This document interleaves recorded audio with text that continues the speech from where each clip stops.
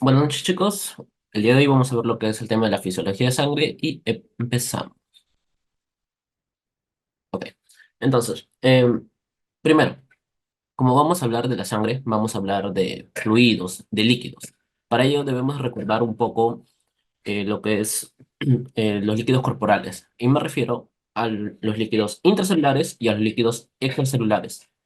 Debemos de recordar que los líquidos representan el 60% de nuestro peso corporal.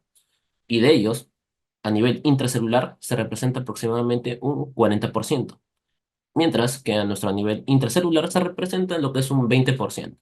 Y a nivel intracelular se va a dividir, disculpen, a nivel extracelular se va a dividir en diferentes compartimentos, que como podemos ver en la imagen, es a nivel intersticial, a nivel del plasma y a nivel transcelular. En este caso, el que nos va a interesar para este tema es el nivel del plasma, ¿no? Que aproximadamente representa un 5% de nuestro volumen extracelular.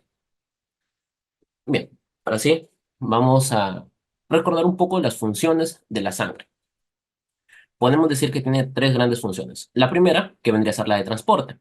¿Y pues qué transporta? Transporta gases, como lo que es el dióxido de carbono, como lo que es el oxígeno. Asimismo, también tiene la función de transportar nutrientes, proteínas, hormonas, enzimas, mensajeros químicos, entre otros. Una segunda función que se le puede otorgar a la sangre es la función de homeostasis. En este caso, debemos recordar que homeostasis significa equilibrio. ¿Y qué es lo que equilibra la sangre? Pues equilibra lo que es el pH, equilibra la temperatura, la osmolaridad, ¿no? Y una tercera función es a nivel de defensas. Y aquí podemos destacar tanto a la serie blanca como a los trombocitos, ¿no? A nivel de la serie blanca está la función de la inmunidad, mientras que a nivel de las plaquetas podemos encontrar lo que es la hemostasia. Bien. Ahora vamos a ver un poco de la composición de la sangre. Como podemos ver aquí en la imagen, eh, la sangre va a estar compuesta tanto por el plasma como por lo que son los elementos formes. Dicho sea, los elementos formes, las tres diferentes series que podemos encontrar en la sangre, la serie roja, la serie blanca y las plaquetas. Como podemos ver, el plasma va a tener un porcentaje de aproximadamente un 55% de la totalidad de la sangre. Mientras que como podemos ver en la imagen, la mitad inferior va a estar compuesta tanto por los elementos formes, ¿no? Pero a predominio de quién? De los glóbulos rojos. Se describe aproximadamente un 44%, algunas literaturas dicen hasta el 45%, pero se le otorga lo que es 1% tanto al componente de la serie blanca como con las plaquetas. Otro concepto que debemos de tener en cuenta es que cuando nos referimos al plasma, no es lo mismo que decir suero. ¿Por qué? Porque como podemos ver, el plasma es el suero más los factores de coagulación. Dentro de los elementos eh, del, del plasma, podemos tener componentes tanto inorgánicos como orgánicos. En esta primera parte de los inorgánicos, vamos a tener que la mayor composición del plasma es agua. Después vamos a tener a cationes, como puede ser el sodio, el potasio, el calcio, el magnesio, entre otros. Aniones, como lo que es el cloro, el bicarbonato, el lactato. Y dentro de lo que es la parte orgánica, vamos a encontrar las proteínas plasmáticas. Y aquí, un punto muy importante que debemos recordar es que la proteína plasmática más abundante de la sangre va a ser las albúminas. De ahí, en un segundo lugar, podemos catalogar a las globulinas. También vamos a encontrar a los lípidos, en donde tenemos el colesterol, tenemos al triglicérido, glucosa, vitaminas, hormonas, enzimas y otros componentes, algunos de desecho, como puede ser la creatinina, el ácido úrico, y también podemos encontrar en la bilirrubina. Bien, una vez que ya sabemos cuáles son las funciones, cuál es la composición de la sangre, nos toca repasar de dónde se origina. Y este proceso de la formación de la sangre es a lo que conocemos como hematopoiesis. Y esta hematopoiesis va a tener dos grandes hitos, ¿no? Tanto a nivel prenatal como a nivel postnatal. A nivel prenatal se va a dar en tres diferentes órganos, pero eso no quiere decir que cada evento es aislado, ¿no? Es decir, que primero es una fase, después otra y después no. Como vamos a poder ver en la imagen, estas se pueden solapar. Entonces, el primer lugar en el cual se van a formar las células sanguíneas es a nivel del saco vitelino. Aquí debemos recordar que a nivel de la tercera semana de gestación ya se van a encontrar células tanto sanguíneas, células angioblásticas y también las células germinales primordiales a nivel del saco vitelino. Y de estas cuales nos importan las células hematopoyéticas. Y se describe que es desde la tercera semana hasta la decimoprimera semana de gestación. Después, aproximadamente a la sexta semana de gestación, ¿sí? Como podemos ver aquí en la imagen, ya está tomando la batuta, ¿quién? El hígado y el vaso. Y aproximadamente, pues como podemos ver, es hasta el nacimiento que se da la hematopoiesis en estos órganos. Pero podemos ver también aquí una línea gruesa, ¿no? Que se refiere a la formación de los glóbulos rojos, pero a nivel de la médula ósea. Y este de aquí se da aproximadamente a partir del cuarto mes, es en donde ya tiene una mayor preponderancia. ¿Por qué? Porque, como podemos ver, ya le gana al vaso, ¿no? Y esta tercera fase, como les mencionaba, es a nivel de la médula ósea. Y cada uno de estos va a tener sus nombres. La primera fase se llama el periodo mesoblástico. La segunda fase se llama el periodo hepatoesplénico. Y la tercera fase es el periodo mieloide. Y aquí hay algunos datitos con respecto a cada uno de los periodos. El primer periodo, como les mencionaba, va desde la tercera semana de gestación hasta la decimoprimera semana de gestación. Y aquí vamos a encontrar eritrocitos grandes, es decir, de tipo megaloblásticos. ¿Y cuál va a ser la hemoglobina que va a predominar aquí? Es la hemoglobina embrionaria. Después, a partir de la sexta semana de gestación, vamos a encontrar a eritrocitos también que son grandes, pero aquí, ¿quién va a predominar? Va a predominar la hemoglobina fetal. Y ojo, chicos, debemos de recordar que el tiempo de vida media en general de un eritrocito ya en el adulto es de 120 días. Sin embargo, en el periodo mesoblástico, su tiempo de vida media va a ser de 40 días. A nivel de patoesplénico es de 80 días. Y ya es en el periodo mieloide, en el cual ya se comporta, ¿no? Su tiempo de vida media similar a como el del adulto. Es decir, que tiene un tiempo de vida media de 120 días. Y aquí, como les mencionaba, que en el periodo amiloide ya las características de la hematopoiesis son similares a la del adulto, la hemoglobina que va a predominar va a ser la hemoglobina A1. Bien, como les había mencionado, habían dos hitos, ¿no? El primero, que es a nivel prenatal, que es el que ya describimos, y después vamos a tener el postnatal. Como podemos ver en el inicio, ¿no? Cuando somos jóvenes, la hematopoiesis va a ser a nivel de los huesos largos. Sin embargo, con el pasar de los tiempos, vamos a ver que va a predominar a nivel de las costillas, el esternón, las vértebras, que son considerados huesos planos, ¿no? A excepción de la vértebra, que son huesos irregulares. Esto un dato a tener en cuenta, ¿no? Porque por ahí les pueden poner una pregunta. em, en la vida adulta, la hematopoiesis se da en huesos de tipo, ahí la clave sería huesos tipo planos. Bien, lo siguiente que vamos a ver es, em, no, antes de pasar a la célula roja, vamos a terminar con lo que es la hematopoiesis. Y para ello, vamos a hacer acá un pequeño zoom y vamos a ver que las diferentes series que hemos mencionado se van a formar a partir de una célula madre hematopoyética. Ya está. Se va a dividir en dos grandes series, ¿sí? La serie mieloide y lo que es la serie linfoide.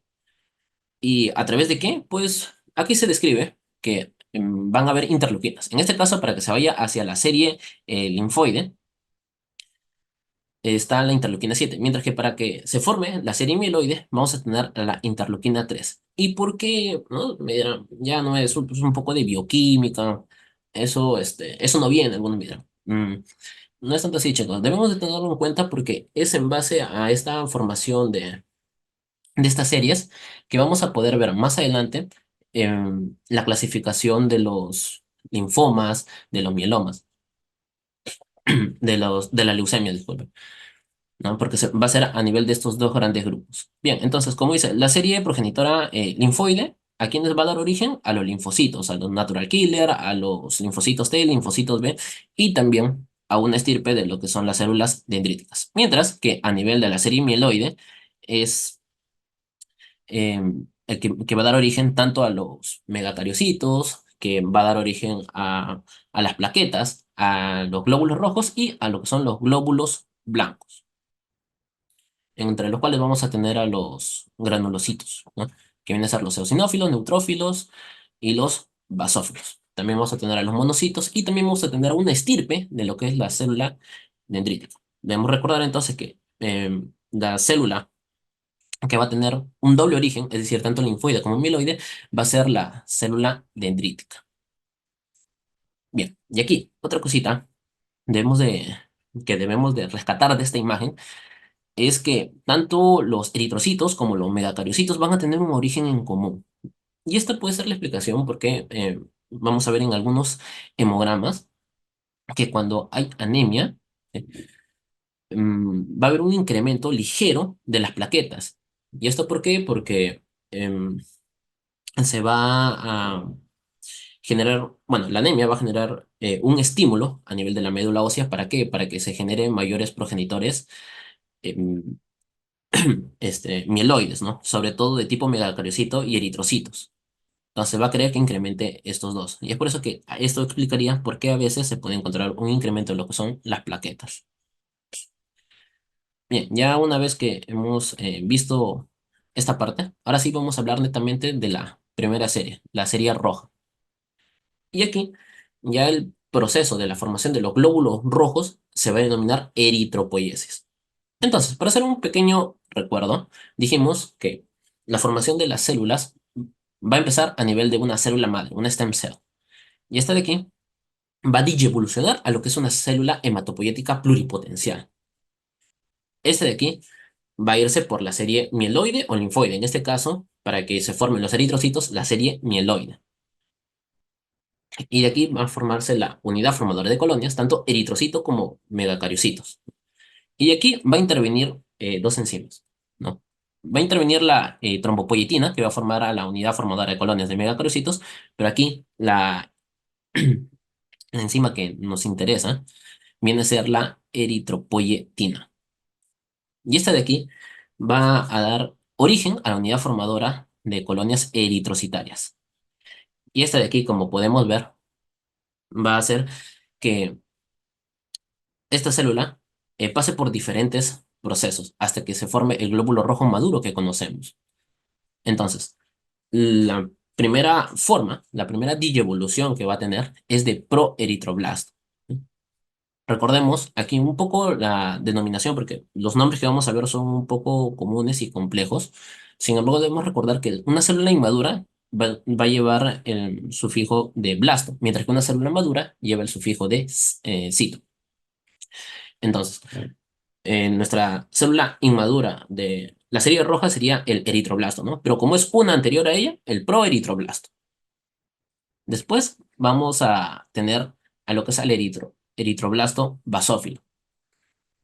Y este eritroblasto basófilo se va a convertir en un eritroblasto policromático o policromatofílico. También va a pasar a ser un eritroblasto ortocromatómico. Y como podemos ver aquí, va a intervenir siempre ¿quién? La famosa eritropoyetina. Aquí, algunos datos que debo de hacer es que el inicio de la síntesis de la hemoglobina se da a nivel del proeritroblasto. Aquí es en donde inicia. Si me dicen a qué nivel se da la mayor cantidad, la mayor síntesis de hemoglobina, ya. Aquí estamos hablando de el eritroblasto policromático. Mientras que si nos dicen cuál es la última forma de la eritropoiesis que contiene núcleo, vendría a ser el eritroblasto ortocromático, porque es aquí en donde se empieza a realizar lo que es la exocitosis del núcleo. Y hasta ahorita, todas las formas que he mencionado se van a realizar a nivel de la médula ósea roja. Sin embargo, las siguientes formas que vamos a ver, que son los famosos reticulocitos y el glóbulo rojo maduro, eritrocito o hematíe, estos lo vamos a poder encontrar a nivel de la sangre periférica. Aquí, algunos datos que le puedo dar, ¿no? Es que el eritroblasto basófilo lo vamos a encontrar con otro nombre, ¿no? Con el normoblasto temprano.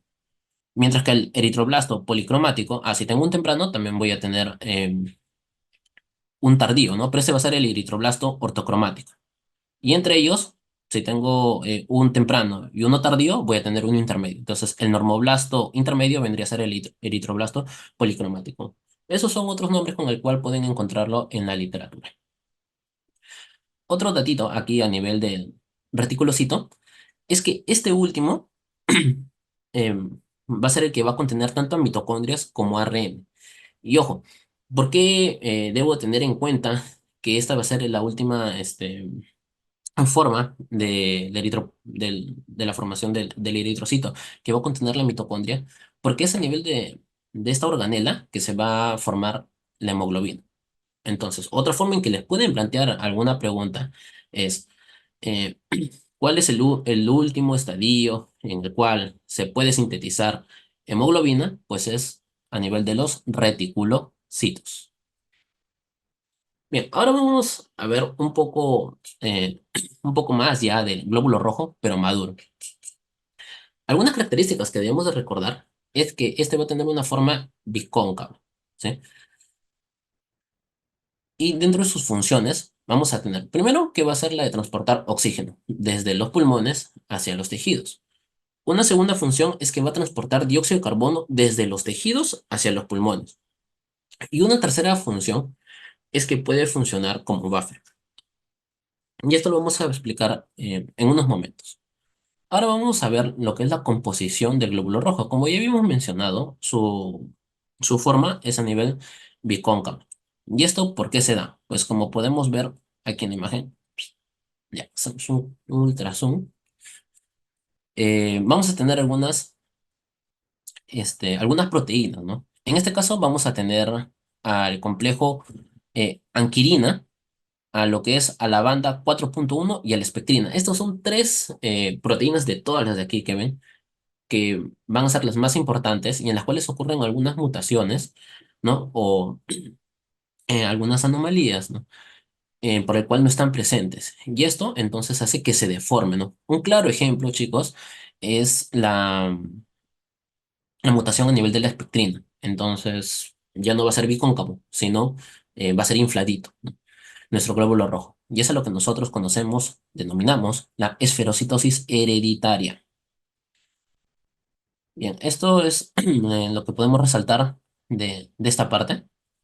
De ahí las otras proteínas que pueden ver no son tan relevantes. Asimismo, el glóbulo rojo, como cualquier otra célula, va a necesitar vías metabólicas para poder cumplir sus funciones. Y como podemos ver aquí, tenemos nuestro eritrocito. Y vamos a tener tres grandes vías que vamos a describir. La primera vía va a ser la vía eh, para el cual, bueno, por el cómo el glóbulo rojo obtiene energía. Y recordemos cuál es la moneda energética de las células en el cuerpo. Viene a ser el ATP. Entonces, tenemos a la glucosa, la cual mediante la enzima exoquinasa va a estar encerrada, se va a quedar atrapada aquí a nivel del glóbulo rojo y se va a transformar en la glucosa 6-fosfato. Esta de aquí va a pasar a ser la fructosa 6-fosfato, va a llegar a ser la 1,3 difosfoglicerato, de ahí pasa a ser la 3-fosfoglicerato, llega a ser el fosfoenol piruvato y finalmente mediante la enzima piruvato quinasa se transforma en lo que es el piruvato. Y recordemos que a partir en este último proceso, en esta última parte, entre el fosfoenol piruvato y transformarse a piruvato, se libera lo que es una molécula de ATP. ¿Y cómo es a que esta vía ¿no? Si lo recordamos un poco, la llevábamos en bioquímica, pues es la vía anaeróbica o la vía, disculpe, es la vía de Ender-Meyerhof. ¿Y cuál es mi objetivo? Obtener ATP. Si bien es cierto, aquí no le he puesto toda la vía porque ese ya es otro tema, es bioquímica, he puesto aquí los principales productos y dos de las principales enzimas que deben recordar, ¿no? La primera con la cual la glucosa queda atrapada en el eritrocito y la última, ¿no? Que es con la cual obtengo el producto final, que viene a ser el piruvato. Bien, a partir de la glucosa 6-fosfato, yo puedo tener eh, otra vía, que es la vía de las pentosas fosfatos. Y esta de aquí va a tener como objetivo formarme NADPH, ¿no? Que va a estar en su forma reducida. ¿Y para qué lo necesito, no? Esa es la gran pregunta. Y el objetivo es que el- mediante una ruta metabólica, ¿sí? Yo pueda obtener lo que es la glutatión reductasa, ¿sí? Ya que este NADPH me va a servir como un cofactor para yo poder obtener este glutatión, ¿no? Con la ayuda de la enzima glutatión reductasa. ¿Y para qué es el glutatión, no? Si recordamos un poco, nuestro organismo va a estar formando constantemente lo que son radicales de oxígeno, free radicals, y estos de aquí van a ser nocivos, ¿no? Para las diversas células. Entonces, el cuerpo, inteligentemente, ha encontrado una forma de cómo contrarrestar ello, y es a través de los antioxidantes. Y oh sorpresa, este glutatión es un antioxidante potente. En este caso lo produce el glóbulo rojo para poder protegerse de estos free radicals. De ahí una tercera ruta metabólica es la vía de Lubberin-Rappaport. ¿Y cuál es el objetivo, no? Que se va a dar que va a ser una vía anexa, ¿no? Una vía análoga, disculpen, para poder formar 3-fosfoglicerato a partir del 1,3 fosfoglicerato. Pero, ¿para qué está esta vía, no? Porque el objetivo es que se pueda formar la 2,3 difosfoglicerato o la 2,3 DPG, que sé que lo hemos escuchado, tal vez en la curva de la desviación de la hemoglobina, ¿no? ¿Y cuál es la función de esta de aquí? Es disminuir la afinidad del glóbulo rojo por la hemoglobina. Es decir, que ante determinadas situaciones, en presencia de esta enzima, el glóbulo rojo puede soltar con una mayor facilidad lo que es el oxígeno. Bien, y aquí las tres vías que les había mencionado, ¿no? La vía de Embder-Meyerhof, cuyo objetivo final es obtener energía, ATP, la vía de las pentosas fosfatos, cuyo objetivo es obtener el glutatión, que es un antioxidante, y la vía de Lubrin-Rappaport, que su función o su objetivo final es obtener la 2,3 difosfoglicerato. Bien, chicos, y aquí lo que les mencionaba, ¿no? La curva de desviación de la hemoglobina, que puede ser a la derecha o a la izquierda. Y van a haber algunas situaciones de las cuales va a depender que se vaya para cierto lado. En este caso, cuando hay una desviación a la derecha, esto quiere decir que van a ser todas situaciones en el cual el cuerpo requiere una mayor cantidad de oxígeno. Entonces, la hemoglobina debe de disminuir su afinidad por el oxígeno para que lo pueda soltar más rápido y esta puede llegar hacia los tejidos. ¿Y cuáles son estas condiciones? Cuando hay un incremento del dióxido de carbono, ¿no? Aquí debemos de recordar, tener en cuenta que el dióxido de carbono va a tener un mayor grado de difusión, ¿no? Que el oxígeno. Entonces, el cuerpo sabiamente dice, no, no voy a dejar que pase ello, entonces voy a soltar mayor cantidad de oxígeno para que de esta manera, con una mayor gradiente, pueda ganarle al dióxido de carbono, ¿no? Y de esta manera pueda llegar adecuadamente a mis tejidos. Entonces, esa es una condición. La segunda condición es que hay un incremento de la temperatura en los casos de fiebre. Y esto, ¿cuál es la aplicación? Ya que va a haber un incremento. de la tasa metabólica de las células. Estas van a requerir más oxígeno, ¿no? El cuerpo le dice a la sangre, oye, dame más oxígeno. Y es por eso que tiene que soltar. De ahí tenemos a la 2,3 difosfoglicerato, que es justo la enzima que habíamos visto en la vía del Webern-Rappaport, ¿no? Y también la disminución del pH, o lo que es la acidosis. ¿Y esto por qué? Como habíamos mencionado en un inicio, el glóbulo rojo va a cumplir una función de buffer, ¿sí? ¿Y cómo la cumple? Pues soltando al oxígeno, y este de aquí eh, va a absorber, por así decirlo, lo que es un ion hidrogenión, ¿no? Y es por eso que funciona como buffer, y es por eso que también en la acidosis hay una menor afinidad por el oxígeno. Mientras que cuando se desvía hacia la izquierda, van a ser todas las situaciones contrarias. Es decir, cuando haya una menor temperatura, cuando haya un menor nivel del 2,3 difosfoglicerato, cuando haya una alcalosis o un incremento del pH, y cuando haya una disminución del dióxido de carbono. Bien, ahora vamos a hablar un poco más de la hemoglobina. Entonces, la hemoglobina, como podemos ver acá en la imagen, va a tener cuatro cadenas, ¿no? De globina. Y como podemos ver en estos anillitos amarillos, cada uno de estos es el grupo hemo, ¿no? Entonces, vamos a tener la cadena globina y el grupo hemo. Y este grupo hemo, ¿por qué va a estar conformado? Ah, va a estar conformado por la protoporfirina 9 y por el hierro. Pero mire, es el hierro más 2, es decir, el hierro en estado férrico, ¿sí? Eh, y hasta aquí ustedes miran, ya no esto, ya me lo han enseñado, esto me lo han enseñado en la CEPRE, ¿no? Yo quiero más. Bien, si tú quieres más, te vamos a dar más. Aquí vamos a ver un pequeño recordaris de lo que es la síntesis de el grupo hemo. Entonces, a partir de cómo nace, ¿no? ¿Cómo es esta historia? Les había hecho mención que la hemoglobina se va a formar en una organela, ¿no? Que es la mitocondria. Y que la última estirpe, o bueno, la última forma, ¿sí? En la evolución de la eritropoyesis que lo tenía, es el reticulocito. Entonces, estamos a nivel de la mitocondria y aquí vamos a tener tanto la glicina como la succinilcolina, la cual se fusionan y vamos a obtener el ácido de aminolebulínico, o también conocido como el AL, que con ayuda de una enzima, es decir, con el ácido aminolebulínico sintetasa, se forma esta. Y esta de aquí, mediante la ayuda de otra enzima, que es la enzima ácido aminolebulínico de hidratasa, va a formar al porfobilinógeno.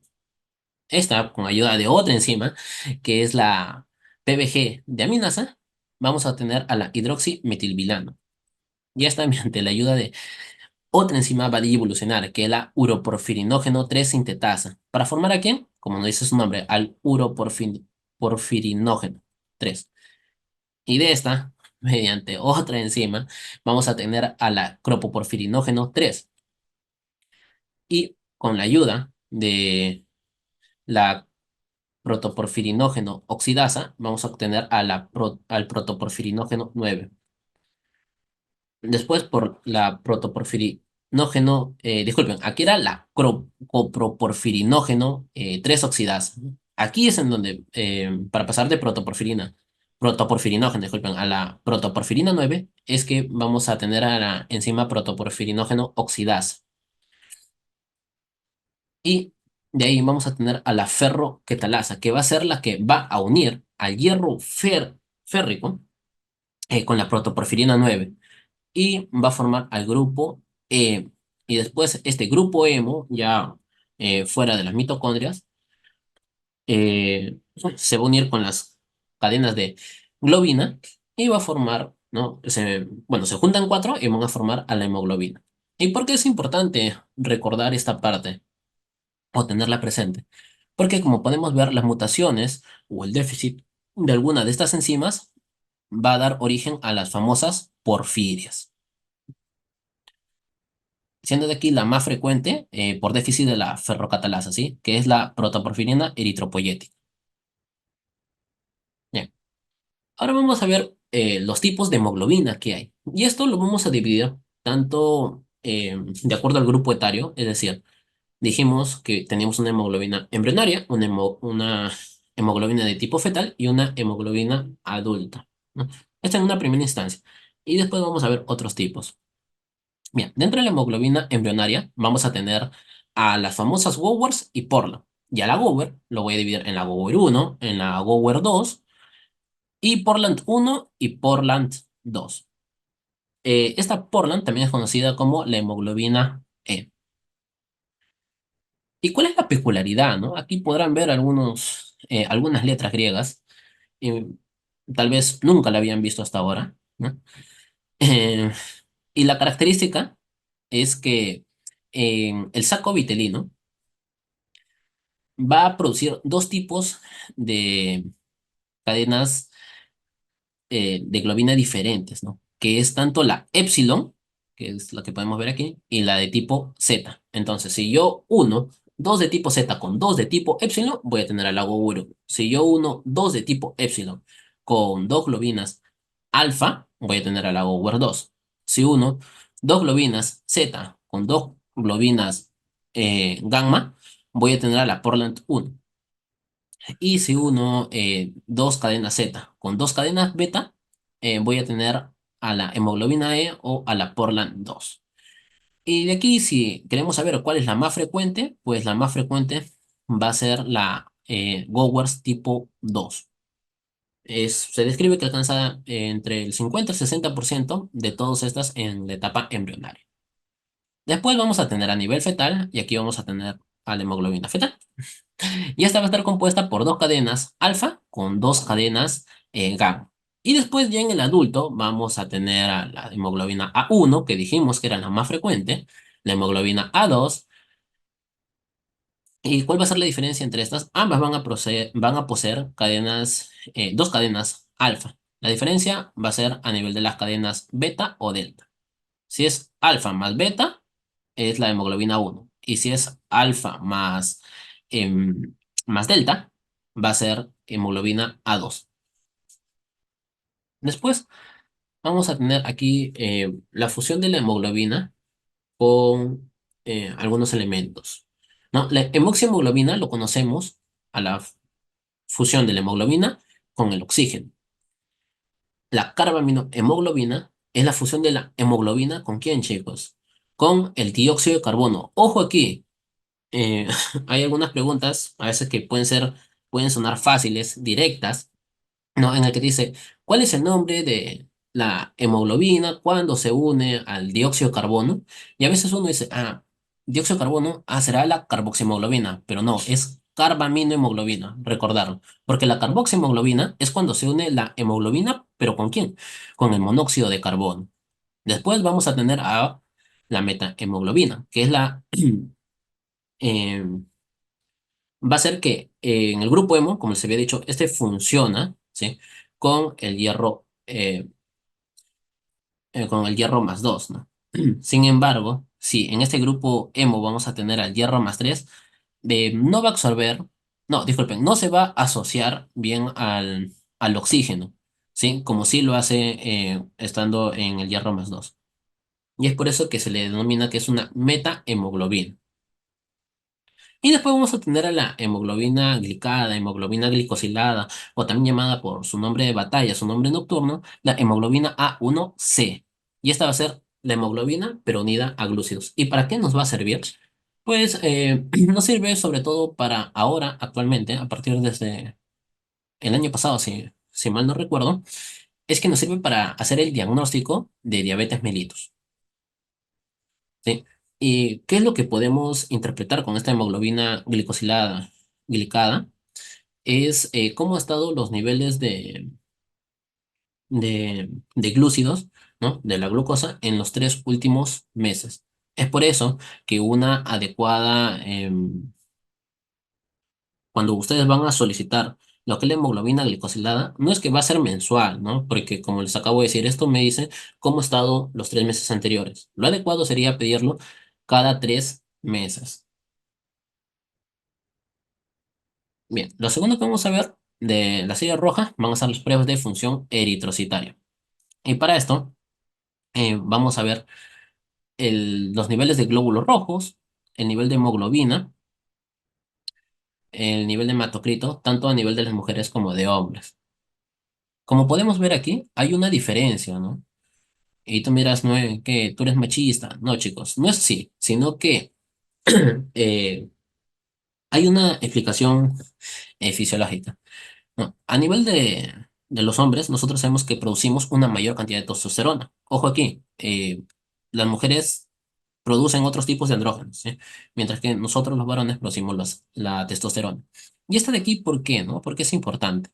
Porque va a generar un incremento de la eritropoyetina. Y ojo, recordando que les había mencionado de esta eritropoyetina, que va a inducir, que va a ayudar en la formación de los glóbulos rojos de la eritropoyesis. Es por eso que hay una leve diferencia entre los niveles tanto de glóbulos rojos, hemoglobina y hematocrito, entre los hombres y las mujeres. ¿Cuáles son los valores normales a nivel de las mujeres? Pues es de 4,2 a 5,4, ¿no? Por 10 a la 12 en litro. Mientras que del varón es de 4,7 a 6,1. En las mujeres la hemoglobina va de 12 a 16, mientras que en varones es de 13 a 18. Y el hematocrito en damas es de un 40%, mientras que en varones es de un 45%. Otro eh, aspecto que vamos a ver es aquí con respecto a los reticulocitos. Y este de aquí, su valor normal me describe que es de 1 a un 2%. Pero ojo aquí, este valor normal no es al que se refiere, este valor de normalidad no es el que se refiere el valor que tú tienes en tu hemograma computarizado. No, no, no, no es así. Este valor normal es cuando nosotros obtenemos los reticulocitos corregidos o también denominado el índice de producción reticulocitario. ¿Y cómo lo hallo? ¿No? Lo hallo haciendo una relación tanto entre el hematocrito del paciente como el hematocrito ideal, multiplicándolo por el valor de reticulocitos que yo voy a obtener en mi hemograma computarizado, dividido sobre mi factor de corrección. Y este factor de corrección, ¿de dónde lo saco? Me dirás, ¿no? Porque el hematocrito del paciente, bueno, lo obtengo en mi hemograma. El nivel de reticulocitos lo tengo en mi hemograma. El hematocrito ideal es este hematocrito que les estoy dando acá. A nivel de los varones de 45% y a nivel de las mujeres es de un 40%. Entonces, de acuerdo al sexo, lo coloco aquí. Pero este factor de corrección, ¿de dónde sale? Ah, este factor de corrección, primero, debemos de tener en cuenta que es el tiempo de sobrevida de los reticulocitos. Y este ya está estipulado, la verdad. Cuando tenemos em, que el hematocrito del paciente, ¿sí? Es de 45% hasta el, el 36%, ¿sí? Es de un punto. Cuando es de 35%, eh, es de 1,5. Cuando es de 25% es de 2. Y así, cada 10 eh, que va disminuyendo, el factor de corrección va aumentando en 0,5. Bien, ahí los nombres. Y como les mencionaba, el valor normal de este índice de producción reticulocitario es entre 1 y 2. Pero, ¿qué pasa, no? ¿Por qué es importante este valor? Sobre todo vamos con el 2. Em, Cuando tenemos a las anemias, en base a este índice de producción reticulocitario, nosotros vamos a poder dividir si es que estas anemias son de origen central o de origen periférico. Si son de origen central, esto me quiere decir que hay un problema en la médula. Entonces va a haber un problema en la producción de los glóbulos rojos. Por ende, eh, por más que haya un estímulo, como la médula está dañada, está sufriendo alguna lesión, no se va a producir, ¿no? Todo el proceso de eritropoyesis. Entonces, al no producirse, los reticulocitos, ¿cómo van a estar? Van a estar disminuidos. Y esto es a lo que se denomina una anemia de tipo hiporregenerativa. Algunos le dicen arregenerativa. Mientras que si es a nivel periférico, esto se puede dar porque sufren una lisis los glóbulos rojos o porque hay una pérdida. Sin embargo, la médula está intacta. Entonces, el cuerpo va a decir, oye, médula ósea, trabaja, yo necesito más glóbulos rojos en mi periferia. Le va a mandar el estímulo y como la médula ósea está bien, pues va a producir lo que es la eritropoiesis. Entonces, sí va a poder regenerar, ¿no? Y en este caso, como va a estar hiperestimulada, va a ser una anemia de tipo hiperregenerativo. Entonces, si es que es más de 2, esto me quiere decir que es una anemia normoregenerativa o hiperregenerativa, algunos le denominan. Mientras que si es menor de 2 es una anemia de tipo hiporregenerativa o arregenerativa. Bien, y el valor de la hemoglobina glicosilada, que es de 4,5 a 5,7. Si es de 5,7 a 6,4, estoy hablando de una intolerancia a la glucosa o una prediabetes.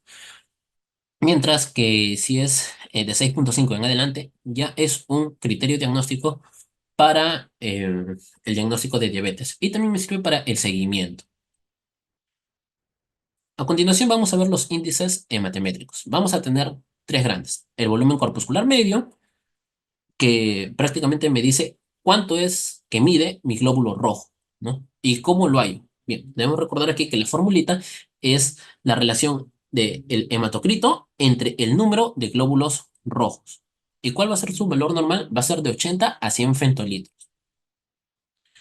Y este volumen corpuscular medio también va a ser otra forma de poder clasificar las anemias. Esa es su utilidad. Entonces, si está entre 80 y 100, yo voy a decir que es una anemia tipo normocítica, ¿no? Sin embargo, si es que está menor de 80, es decir, que mi glóbulo rojo está pequeñito.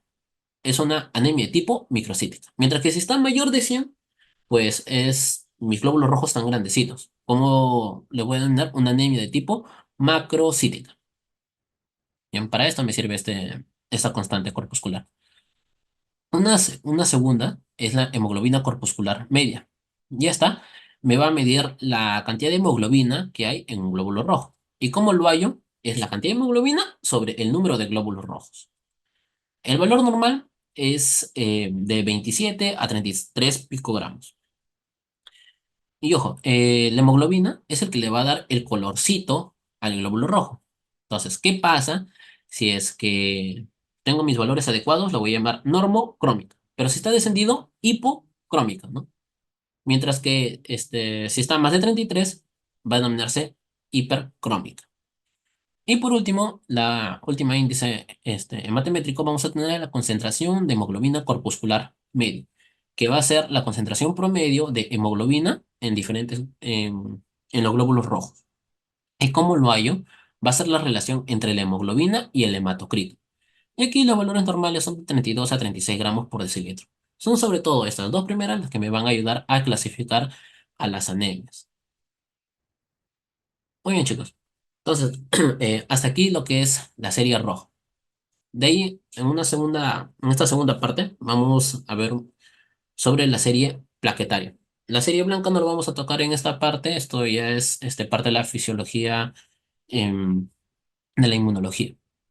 Entonces, continuamos con lo que es la serie plaquetaria.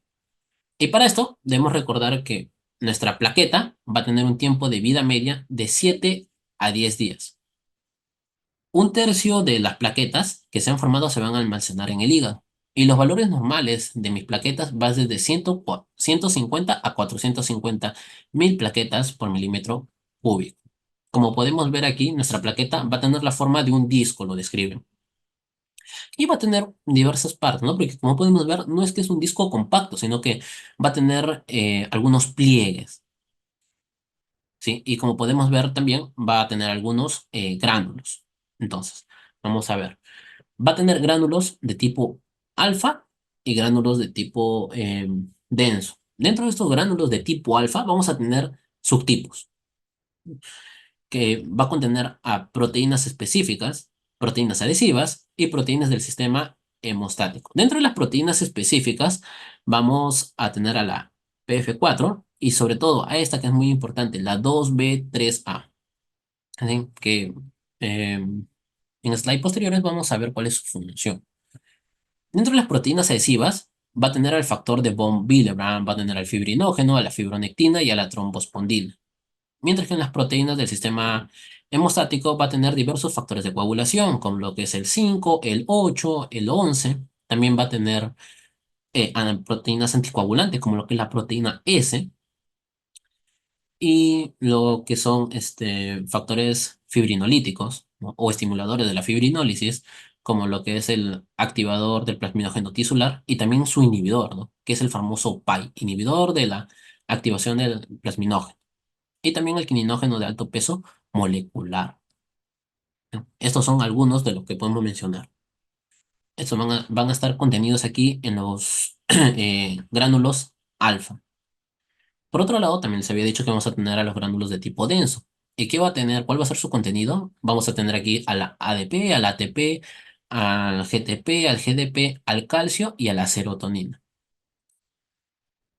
También va a tener lisosomas, en donde, bueno, podemos ver que va a tener a las proteasas, fosfatasas, glucosidasas, y también va a tener un sistema tubular denso y un sistema canalicular abierto. Y estos dos van a estar en conexión. Pues, ¿qué pasa? Por debajo de... Bueno, primero, como toda célula, la plaqueta va a tener su membrana fosfolipídica. Y esta de aquí contiene su glucocálix, en donde va a contener algunas glicoproteínas, que vamos a ver en un instante. Vamos adelantando, que son las glicoproteínas 1B y la glicoproteína 2B3A.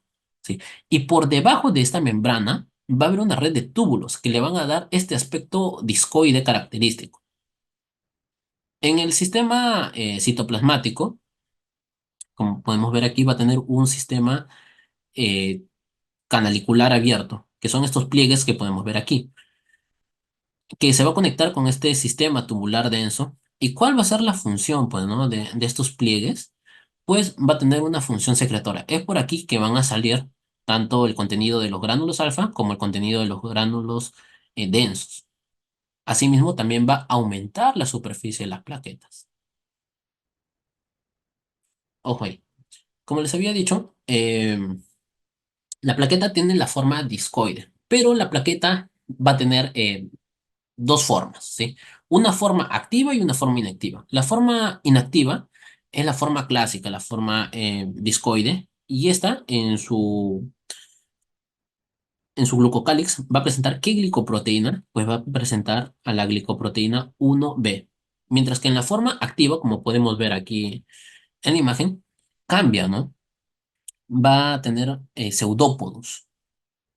Y también va a expresar otra glicoproteína, además de la glicoproteína 1B, ¿sí? También va a expresar a la glicoproteína 2B3A, que estaba ¿en dónde? En los gránulos alfa, ¿no? Pero como aquí en esta forma activa ya ha liberado el contenido de sus gránulos, es por eso que puede llegar a expresar la glicoproteína 2B3A. Bien, chicos, para hablar de la hemostasia, vamos a dividirlo en tres.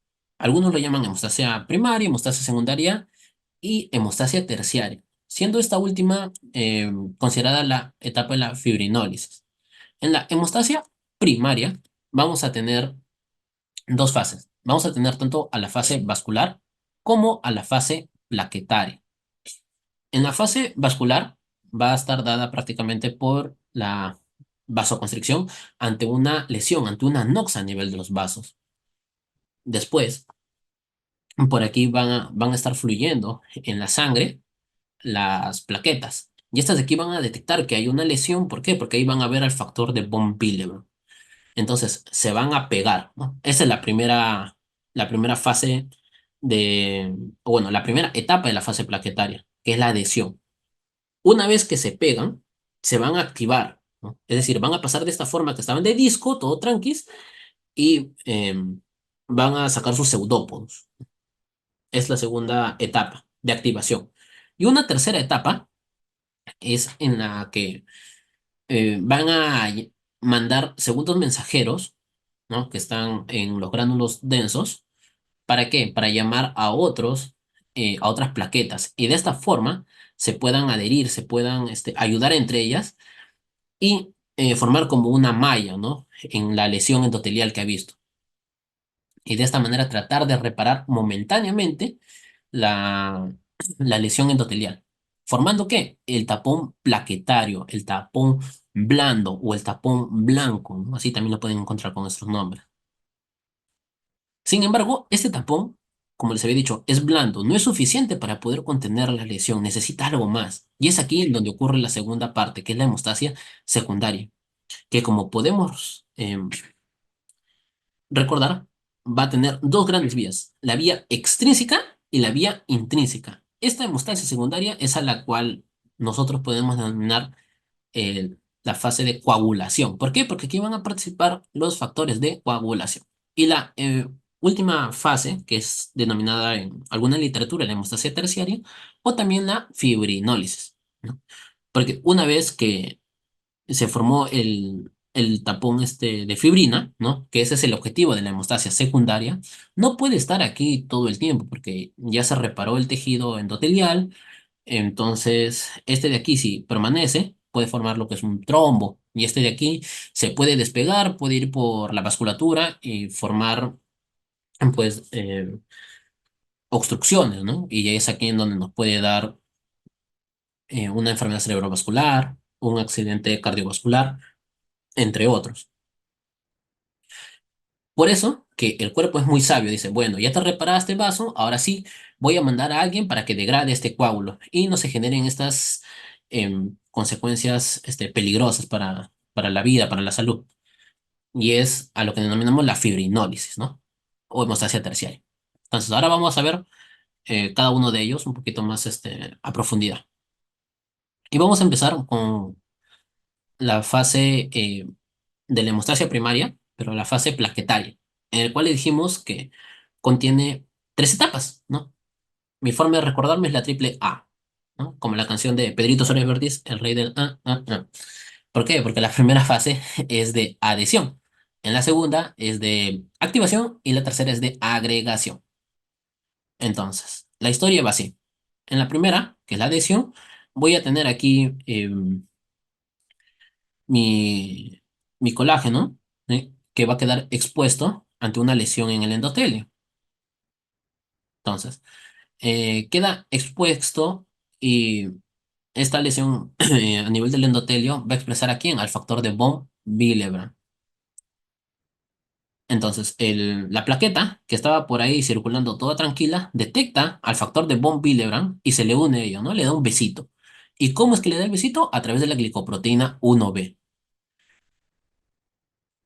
Y eso es lo que nosotros denominamos como adhesión. Una vez que ya está fija, eh, ve que la lesión, ella solita no lo va a poder, no lo va a poder cubrir. Necesita ayuda. Es un trabajo en equipo, ¿no? Como todo en esta vida, chicos. Entonces, va a pasar a digievolucionar de su forma inactiva a su forma activa. ¿Por qué? Porque como habíamos dicho aquí, gana pseudópodos, ¿no? Expresa pseudópodos. Esto hace que gane una mayor superficie. Asimismo, en este proceso liberaba sus gránulos. Y estos gránulos, entre ellos vamos a tener a segundos mensajeros. ¿Y qué van a hacer? Pues van a atraer a otras plaquetas. Dijimos que cuando estaba activada iba a expresar a la glicoproteína 2B3A, ¿no? Como podemos ver aquí. Y la última fase, ¿no? De la hemostasia, o bueno, de la fase plaquetaria, es la agregación, que es como les había mencionado, que la plaqueta pedía ayuda a otras plaquetas. ¿Para qué? Para poder cubrir la lesión. ¿Y cómo es que se pegan, ¿no? Entre ellas, ¿cómo es que se dan la manito? A través de la glicoproteína 2B3A, pero a nivel de ellas se va a unir otra, ¿no? Que es la trombospondina. Y esta de aquí, mediante el fibrinógeno, chicos, ¿ah? Puentes de fibrinógeno se van a conectar entrelazadas. Ojo, fibrinógeno. ¿Por qué les recalco esta palabra? Porque es la forma inactiva del famoso factor de coagulación 1, ¿no? Que es la fibrina. La fibrina es la forma activa, pero aquí es fibrinógeno, su forma inactiva.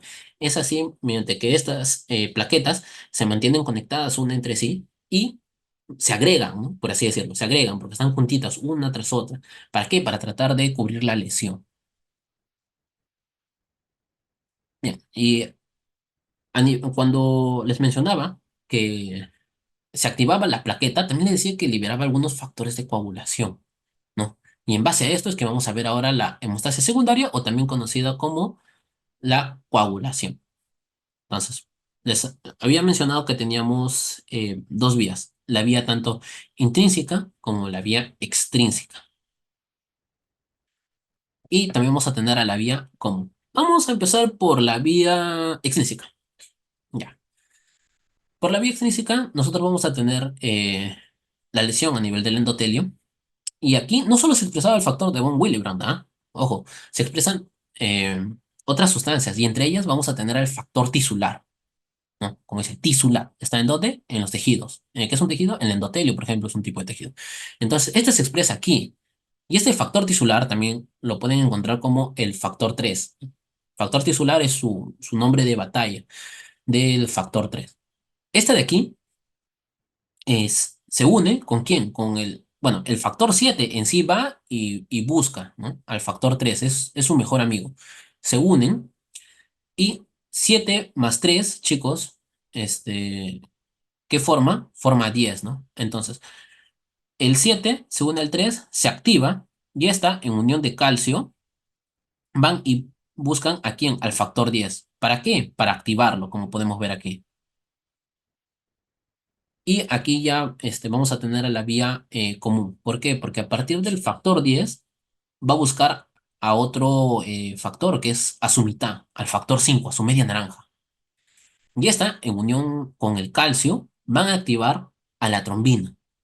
¿Y quién es la trombina? El factor 2. Ah, disculpen, activan a la protrombina, que es la forma inactiva del factor 2. ¿En qué la convierten? En la trombina. Y esa trombina va a buscar también a su media naranja. Es decir, si este era el factor 2, va a buscar a quién? Al factor 1. Ojo, chicos, va a buscar al fibrinógeno, como les había dicho, ¿no? El fibrinógeno, ¿a quiénes unía? Unía las plaquetas en la fase de agregación. Lo activa el fibrinógeno, ahora sí, y lo transforma ¿en qué? En el factor 1 activado o en la fibrina soluble. Y esta fibrina, ¿no? Como podíamos ver aquí, ya está activada, entonces ya los enlaces son más fuertes entre las plaquetas. Sin embargo, es como una red de pescar, ¿no? Es fuerte, pero se puede mover, ¿no? Es medio inestable. Entonces necesita algo eh, como unos clavos que lo fijen. ¿Y quién va a ser este fijador? Va a ser el factor estabilizador del fibrinógeno, o también conocido como el factor 13. ¿Sí? Y el factor 13 va a estar inactivado. ¿Quién lo activa? La trombina. El factor 2 es un loquillo. Este va a activar, como podemos ver, a diversos factores. Y entre ellos vamos a tener al factor 13. Y este de aquí, activado, ya estabiliza la fibrina, ¿no? Que pasa de ser de una fibrina soluble ya a una fibrina estable. Y este es el objetivo de en sí de las tres vías. Formar fibrina estable. ¿Por qué? Porque esta ya, como les mencionaba, es mi red de pescar, pero ahora yo quiero que esté duro. Entonces le pongo unos clavos a los costados, ¿no? Algunos fijadores para que ya no se mueva. Y esta red de fibrina es a lo que se denomina que es el tapón duro o tapón rojo también le llaman. Pero esto es con respecto a la vía intrínseca. Pero ahora vamos a ver a la vía, disculpe, esta es la vía extrínseca. Ahora vamos a ver a la vía intrínseca. Y este de aquí, la historia va a iniciar con el factor 12 de coagulación. Y para ello tiene que haber una superficie cargada negativamente, ¿no? Y aquí van a intervenir el quininógeno de alto peso molecular, la precalicreína, ¿no? Que son factores de superficie. Estas de aquí van a hacer que se active el factor 12 y en conjunto van a buscar del 12, van a buscar al 11, un aumento, ¿sí? Así nos acordamos. Del 12 pasamos al 11. No, la activa el 11 y el 11 va y busca al 10, me dirán. No, no, va y busca al 9 porque recordemos que el 10 es parte de la vía común, ¿sí? Va y busca entonces, se saltea, busca al 9. Y el 9 busca un cofactor, ¿no? Para que vaya y busque al 10. ¿A quién busca? Al factor 8. Y este factor 8, como podemos ver aquí, también está inactivado. Pero como les decía, ¿quién es la loquilla aquí? ¿Quién es en la que va a alborotar a todos ellos? La trombina. Esta de aquí activa el factor 8, que en conjunto con el factor 9 van y activan al factor 10. Y como les mencionaba, el factor 10 busca su media naranja, que es el factor 5, lo que es activado por la trombina. En conjunto, el 10 con el 5 activan ¿a quién? Activan a la protrombina, ¿no? Y la trombina activada, ¿a quién activa? Al fibrinógeno, para transformarlo en fibrina soluble. Sin embargo, es soluble, pero yo quiero que esté estable. Entonces, ¿a quién busco? Al factor 13. El factor 13 encuentra la fibrina soluble, ¿no? Y forma la fibrina estable. Y de esta forma se forma el tapón duro, el tapón rojo. Bien. Para poder evaluar la, la vía intrínseca y extrínseca, ¿no? De una forma, a nivel laboratorial, ¿no? Como han podido ver, vamos a tener a las pruebas del perfil de coagulación, en el cual tenemos al tiempo de protrombina, al tiempo de trombina y al tiempo de parcial de tromboplastina activada, al INR. Algunos también utilizan el tiempo de coagulación, el tiempo de sangría. Sin embargo, estos dos últimos ya han perdido su relevancia. Para evaluar lo que es la hemostasia secundaria, la coagulación, principalmente son dos cosas. El tiempo parcial de tromboplastina activada y el tiempo de protrombina. Yo como me acuerdo, chicos, me acuerdo, la vía extrínseca. Mi ex es una, una pata más, ¿sí? Es una pata más, así me acuerdo. Mientras que, por descarte, ¿no? La intrínseca, ¿quién sería? La TTPA. ¿Y cuál es el fundamento, ¿no? De esta protrombina? O para qué me va a servir, ¿no? Me va a servir, eh, ¿en qué casos? Cuando hay un descenso, sobre todo marcado, del factor 7. ¿Y por qué es importante este factor 7? Porque un dato que debemos tener en cuenta, que el factor que más rápido se va a degradar, es decir, que tiene menor tiempo de vida media, es el factor 7. ¿Y dónde se originan la mayoría de los factores de coagulación? A nivel hepático. Entonces, si hay una lesión a nivel hepática, ¿no? Eh, Uno de los primeros marcadores que me diría que efectivamente hay una lesión, aparte de las transaminasas, es evaluar el tiempo de protrombina. ¿Por qué? Porque se afectaría la producción de los factores de coagulación. Y como les había dicho, ¿cuál es el que más rápido se afectaría porque tiene menor tiempo de vida media? Ese de aquí, chicos, el factor 7. También, como podemos recordar, teníamos dentro de los factores de coagulación algunos que van a ser dependientes de la vitamina K. ¿M? Que una mnemotecnia clásica es el 1972, ¿no? El uno que se le agrega un cero, que es el factor 10, el factor 9, el factor 7 y el factor 2. Estos cuatro van a necesitar la vitamina K para su producción.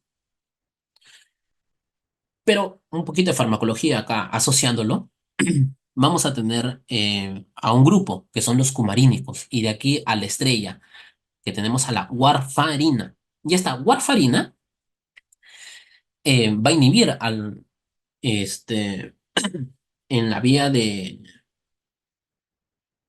en la vía de la vitamina K, que es utilizado como un cofactor, lo va a inhibir. Entonces se van a ver afectados, ¿no? El 2, el 7, el 9 y el 10.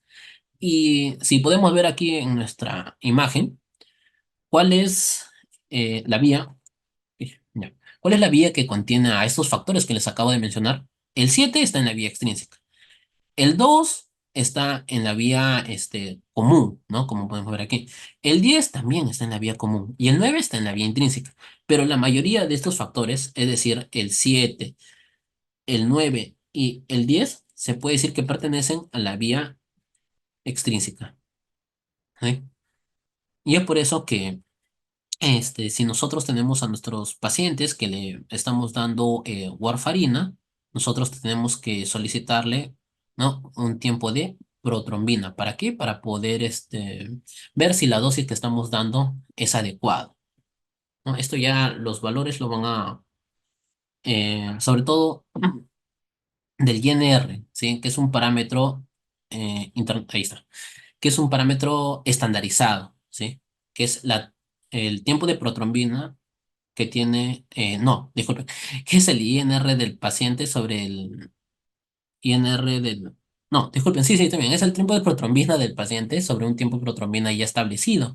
Y este de aquí me va a dar un valor que por lo general en casi todos los pacientes, o bueno, en casi todos nosotros que estamos sin alguna medicación, es uno, ¿sí? O alrededor de uno.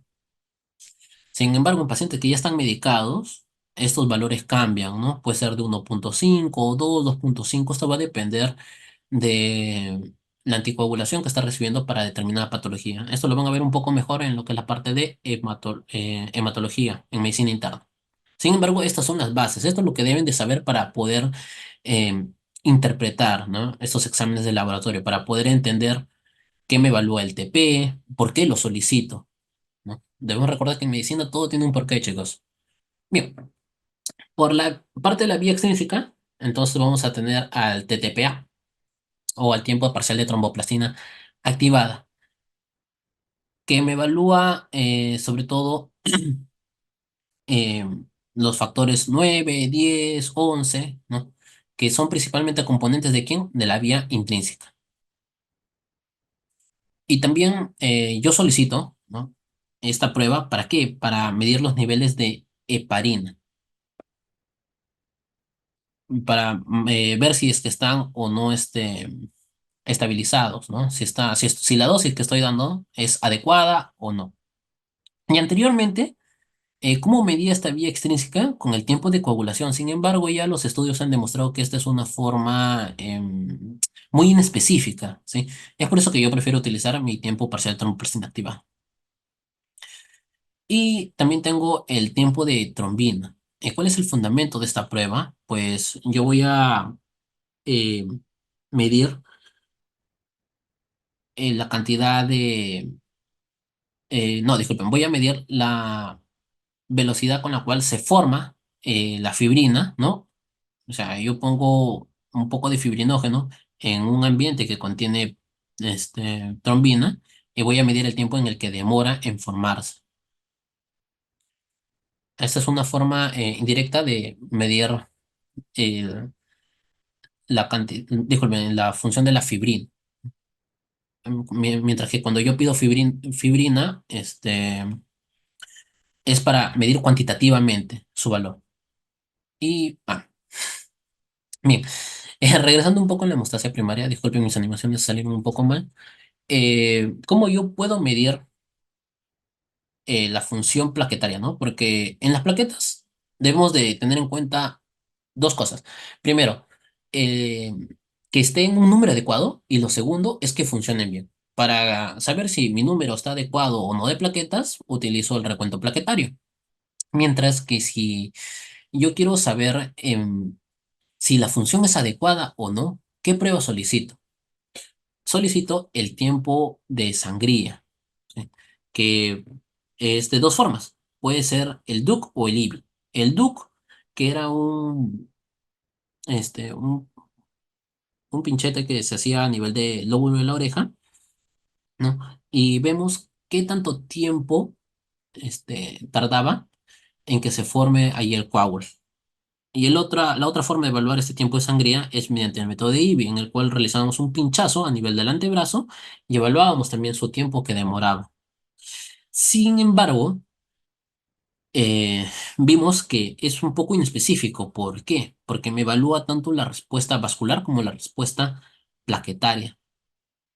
Y no solo me determina lo que es la función, sino que también me determina lo que es la cantidad, ¿sí? Porque de estos tres parámetros va a generar alguna alteración en el tiempo de sangría, ¿no? Y de ahí otra prueba que se trató de emplear para determinar la función plaquetaria fue la prueba de Lazo. ¿no? Que era una presión que se generaba a nivel del antebrazo y yo llegaba hasta 40 milímetros de mercurio, ¿no? Con un esfingomanómetro. Y después, debajo de la zona en la cual yo insuflaba, yo veía si es que se formaban o no petequias. Entonces, lo único que yo podía decir es que mi prueba de lazo era positivo o mi prueba de lazo era negativo. Sin embargo, eh, esta también me evaluaba los tres componentes, ¿no? de la parte de la hemostasia primaria, es decir, la parte vascular, la parte plaquetaria, tanto cuantitativa como cualitativamente. Entonces, como que no son muy específicas, ¿no? Para que me digan si es que había una función o no adecuada de las plaquetas. Es por eso que estas pruebas ya han pasado un poco al desuso. Sí, sin embargo, para preguntas de examen, si es que les dicen, ¿no? ¿Qué evalúa el tiempo de sangría? Pues evalúa la hemostasia primaria o evalúa tanto la fase vascular como la fase plaquetaria, ¿no? De la hemostasia. Al igual que la prueba del lazo. Aunque hay algunos autores que correlacionan un poco más lo que es la prueba del lazo con la función vascular, con la fragilidad vascular. Así que si es que tienen esa alternativa, pues les recomendaría que marquen por ello, porque sabemos que las personas que hacen el ENAM tienen una bibliografía un poquito desactualizada. Bien, chicos, y aquí lo que les mencionaba, ¿no? Los nombres de batalla, los nombres nocturnos de estos factores de coagulación. El uno en su forma inactiva, es el fibrinógeno. Forma activa, fibrina. El 2 su forma inactiva, la protrombina. Forma activa, trombina. El 3 que es la tromboplastina o el factor tisular, ¿sí? Recordémonos estos dos nombres. El cuarto, que es el calcio, chicos. Por aquí, anteriormente, como podemos ver, yo les mencionaba calcio, calcio, calcio, pero también les pueden decir el factor 4 de la coagulación, que es el calcio. ¿Sí? De ahí vamos a tener a la proacelerina, la proconvertina, que es el factor 7, el factor 8, ¿no? Que su déficit, ¿qué me da? La hemofilia A. Entonces, ¿cómo yo lo llamaré? El factor antihemofílico A. El factor 9 de coagulación, que es que su déficit, ¿qué me daba? La hemofilia de tipo B. Por ende, este factor, ¿cómo lo voy a llamar? El factor antihemofílico B, ¿no? Porque su presencia hace que no me dé hemofilia B. Pero su epónimo, aquí también tiene otro nombre, es el factor de Christmas.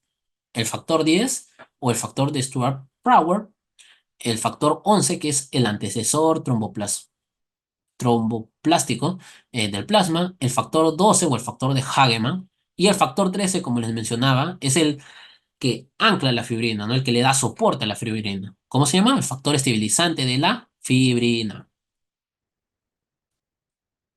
Bien, chicos. Y por último, la hemostasia terciaria, o también conocida como la fibrinólisis. Entonces, ya en la hemostasia primaria hemos visto cómo hay una respuesta vascular frente a la lesión, la vasoconstricción. En la hemostasia secundaria vemos cómo las plaquetas tratan de sellar este sitio de la lesión, ¿no? Mediante su adhesión, se activan, llaman a otras y se ponen unas sobre otras, se agregan, ¿no? Adhesión, activación, agregación. Y en la fase secundaria, cómo es que los factores de coagulación tratan de estabilizar a la fibrina, ¿no? Ese es el objetivo. ¿Para qué? Para formar el tampón duro, o tapón rojo. Bien. Entonces ya se formó acá el trombo, ¿no? El endotelio ya cicatrizó. Entonces el cuerpo dice, ya, tengo que desecharte de alguna manera, ¿no? Porque si no, tú me vas a ocasionar estragos en el cuerpo. Entonces, para ello, Diosito, muy, muy sabio, creó el plasminógeno, que en su forma activa se llama plasmina. Y esta plasmina, ¿por quién es activada? Pues es activada por el activador de plasmina tisular. ¿Sí? No hay mucha lógica. O también la uroquinasa, ¿sí? Cualquiera de estos dos. Pero ¿por qué resalto al activador plasminógeno tisular? Porque es el más potente, chicos. ¿Sí? Si es que en alguna pregunta le dicen quién es el que activa la plasmina, así sin dudarlo, activador de plasminógeno tisular, por más que tengan las dos alternativas. Esta la activa. Y la plasmina funciona como una tijerita, ¿va? Y corta aquí al trombo. ¿Y qué es lo que me va a dar? Me va a dar a los PDF.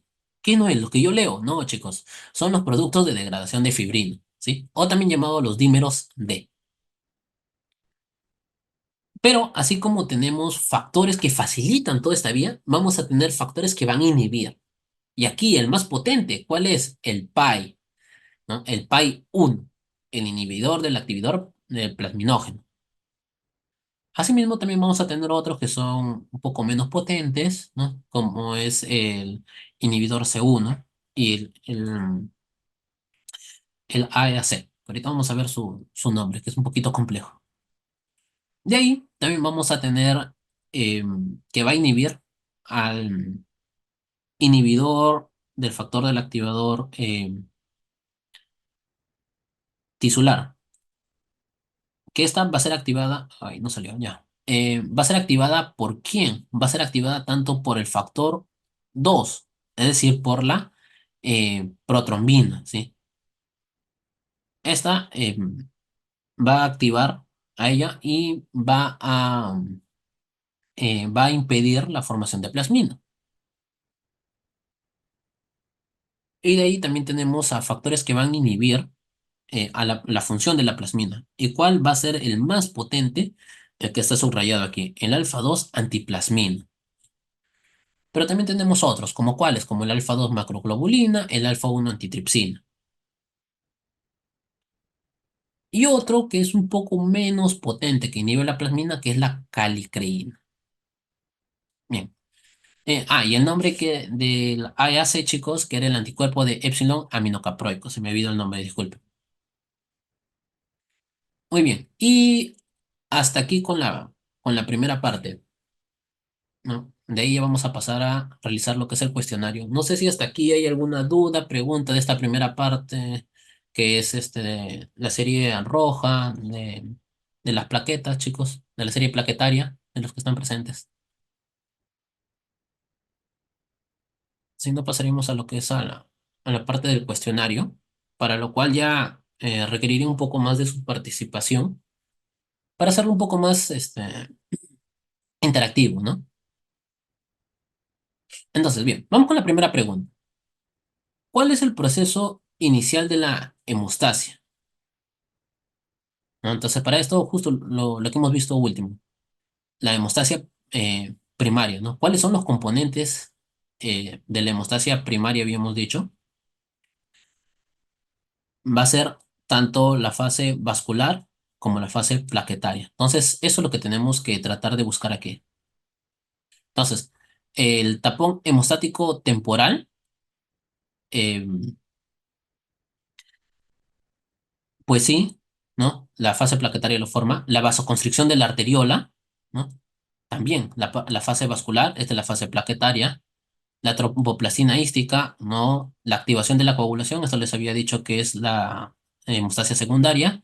Y el tapón hemostático definitivo, el duro, el tapón rojo, que es el objetivo de quién? De la coagulación o de la hemostasia secundaria. Entonces estamos entre estas dos, ¿no?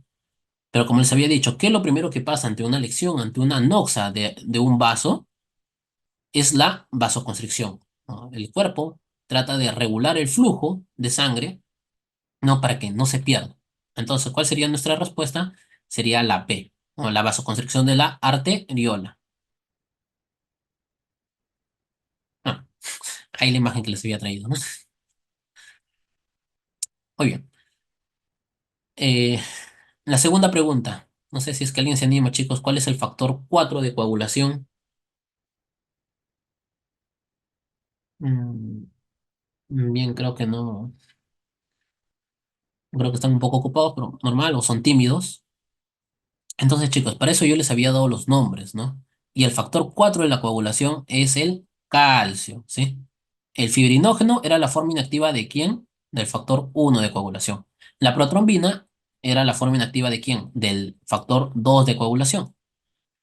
El plasminógeno, este de aquí no es ningún factor de coagulación, ¿no? ¿Este qué es? Este es eh, parte de la fibrinólisis. Y la proconvertina, este es el factor 7 de coagulación, que ¿cuál era el dato que les había dado aquí? Era el que eh, menor tiempo de vida media tiene, ¿sí? Entonces, aquí nuestra clave, ¿cuál sería el factor de coagulación? El calcio. Y ojo, les había mencionado que eh, la mayoría de los factores se producen a nivel hepático. Sin embargo, hay algunos que no. ¿Y quién es uno de ellos? El calcio, pues chicos. El calcio no se produce a nivel hepático, ¿no? Este es un catión, como ya les había mencionado. Es un componente inorgánico de la sangre. Entonces, aquí nuestra respuesta es la D. Después, ¿qué elementos formes de la sangre, leucocitos, son los más abundantes por microlitro en los adultos? Bien, aquí no les habló mucho de leucocito, de la serie blanca, porque eso lo van a ver en la parte de inmunología. Sin embargo, sí podemos responder esta pregunta, ¿no? Los leucocitos, como les había dicho, vamos a tener tanto de la serie linfoide como de la serie mieloide. Y dentro de la serie mieloide van a estar los más característicos, que son los granulocitos. Y de estos granulocitos, nosotros vamos a tener a quién, a la que está en mayor cantidad, a los neutrófilos, ¿sí? También aquí vamos a tener aquí a los eosinófilos y a los basófilos. Y también vamos a tener aquí a los monocitos, que en su forma de disevolución, cuando ya se vuelven más malotes, son los macrófagos. Esta es la serie mieloide. Mientras que en la serie linfoide no hay mucho que deducir. Están los linfocitos, ¿no? Los linfocitos T, los linfocitos B. Sin embargo, aquí la pregunta me dice, ¿cuáles son los más abundantes? Creo que ya las spoileé, les dije que son los neutrófilos. Ok. Sin embargo, ¿cuál es mi forma para recordármelo? ¿No? Porque sí, mucho en medicina, chicos, va a ser formación de mnemotecnias. Entonces, en este caso, como yo lo recuerdo, es no lo matarás, no lo matarás, matarás. Estúpido bastardo, disculpen la palabra, pero es la forma como lo podemos recordar. Estúpido bastardo. Bien, no de neutrófilos. L de linfocitos, no lo matarás. M de monocitos. E de eosinófilos y B de basófilos. Chicos, esta es la forma en cómo se encuentran a nivel cuantitativo, ¿no? En la sangre, ¿sí? En primer lugar tenemos a los neutrófilos, en segundo lugar los linfocitos, en tercer lugar monocitos, cuarto lugar eosinófilos y muy, pero muy escaso los basófilos, ¿sí? Esta es la forma como pueden recordar. Bien, la respuesta es la D. ¿Qué porcentaje del volumen sanguíneo constituyen los leucocitos? Esto sí lo dijimos. ¿Se acuerdan que teníamos la imagen de, no sé si lo he puesto por acá? Ay, no sé, spoiler, ya. No puse la imagen. Teníamos un tubo de ensayo y aquí teníamos prácticamente la mitad, era plasma. De aquí teníamos así, era una filita nomás, ¿eh? Que les había dicho que eran las plaquetas y los glóbulos blancos, glóbulos blancos. Y el resto que era los glóbulos rojos. Y bueno, aprovechando acá, ¿cómo definimos hematocrito, chicos? El hematocrito lo vamos a definir como la concentración de glóbulos rojos que hay em, con relación al plasma. ¿Sí? Así le podremos definir los glóbulos rojos. ¿Y cuánto les había dicho más o menos? Si es que recuerdan, al inicio les dije que el plasma representa aproximadamente ¿cuánto? El 55%. ¿Sí? Mientras que los glóbulos rojos lo van a encontrar que representa el 45%. Sin embargo, si sumamos 55 más 45, ya nos da 100%, ¿no?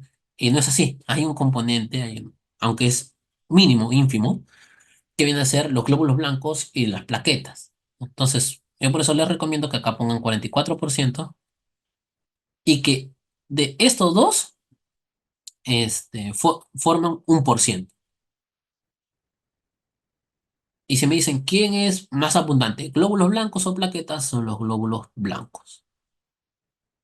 Pero entre estos dos forman 1%. Entonces, en esta pregunta que nos dice qué porcentaje de volumen sanguíneo constituirían los leucocitos, pues, bueno, menos de un 1%, ¿sí? Pero aquí efectos de la pregunta lo ponen como 1%, porque no se van a estar grabando que representa un 0,79% o menos. Es un aprox. Entonces, 1%, chicos. Entonces, la respuesta aquí es la A. ¿Sí? Después, el mejor parámetro para controlar el efecto del uso de antagonistas de la vitamina K. No es posible. Así es posible. Ya.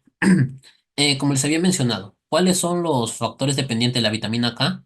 1972.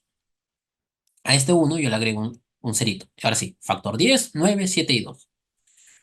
Y como les había hecho mención anteriormente, ¿no? El factor 7, ¿dónde encuentro? En la vía extrínseca. El factor 2, que es la trombina, lo encuentro en la vía común.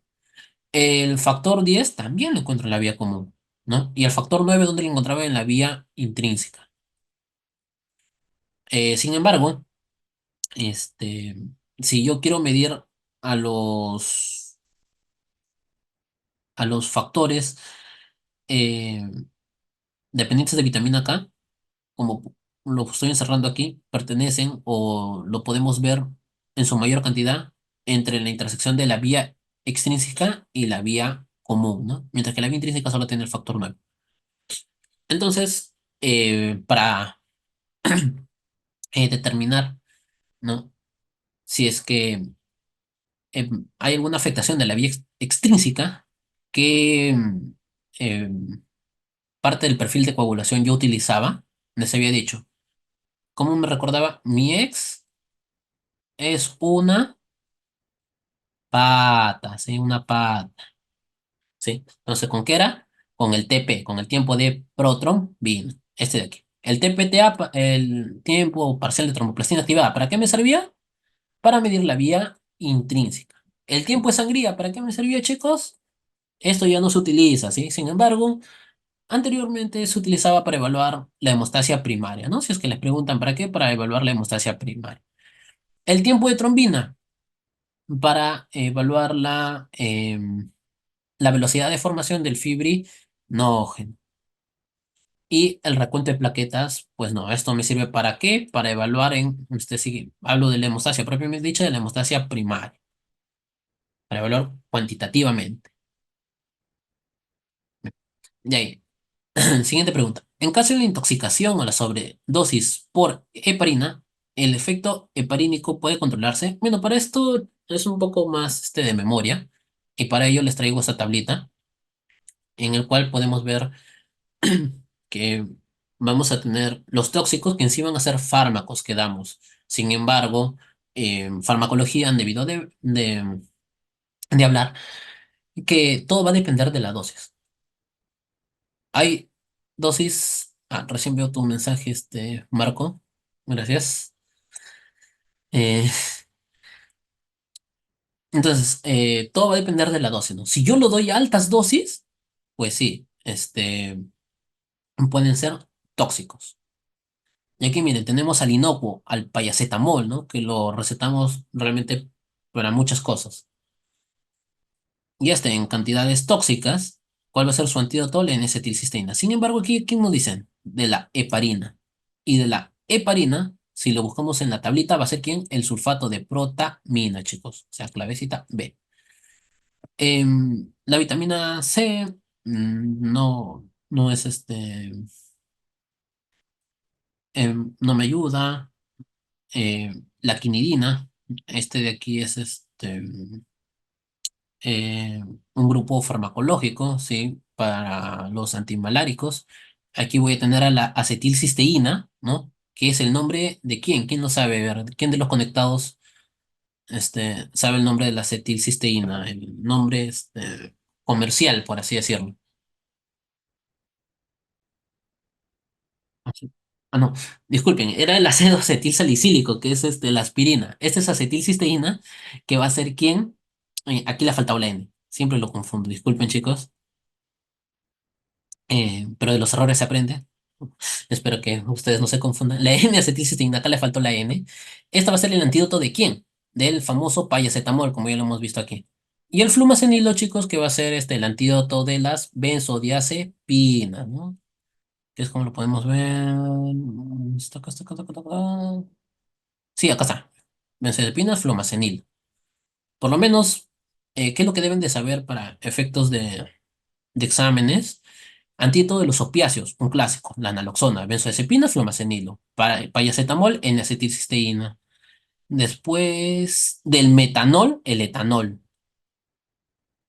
De la isoniazida no es tanto un antídoto, sin embargo, una de las reacciones adversas de la isoniazida viene a ser el déficit de la vitamina C que ocasiona parestesias, y ese va a ser el dato clave.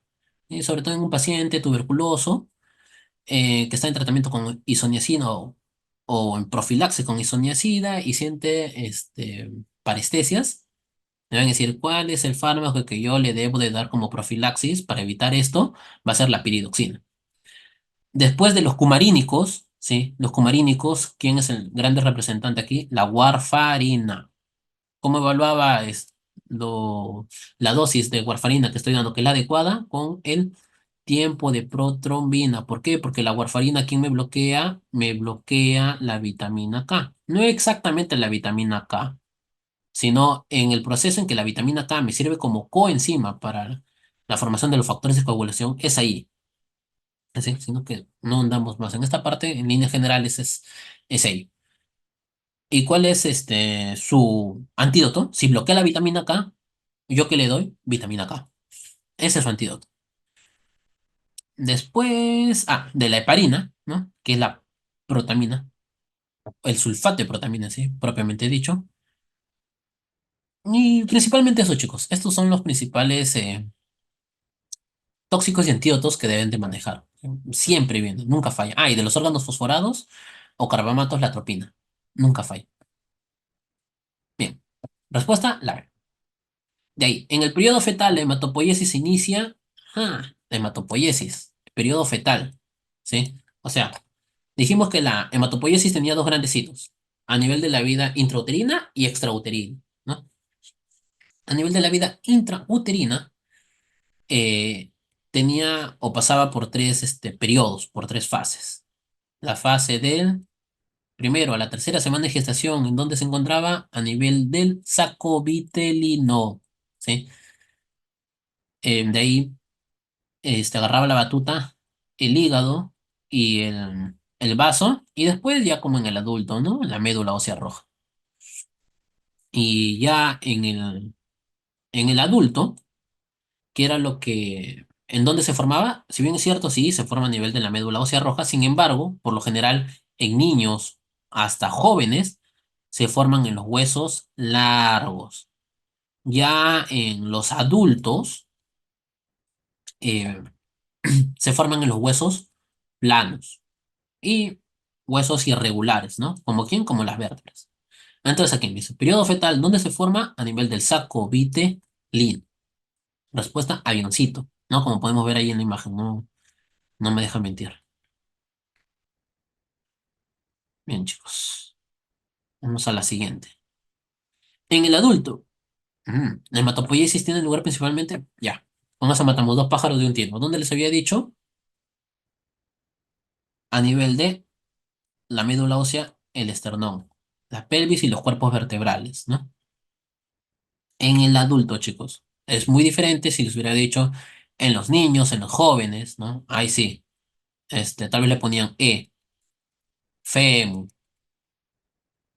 o tibia y tenían que marcar eso, ¿sí? Porque son los huesos planos, para eso es su anatomía, chicos. Disculpen, los huesos largos, para eso es su anatomía, para eso saber la clasificación. Esa es la importancia.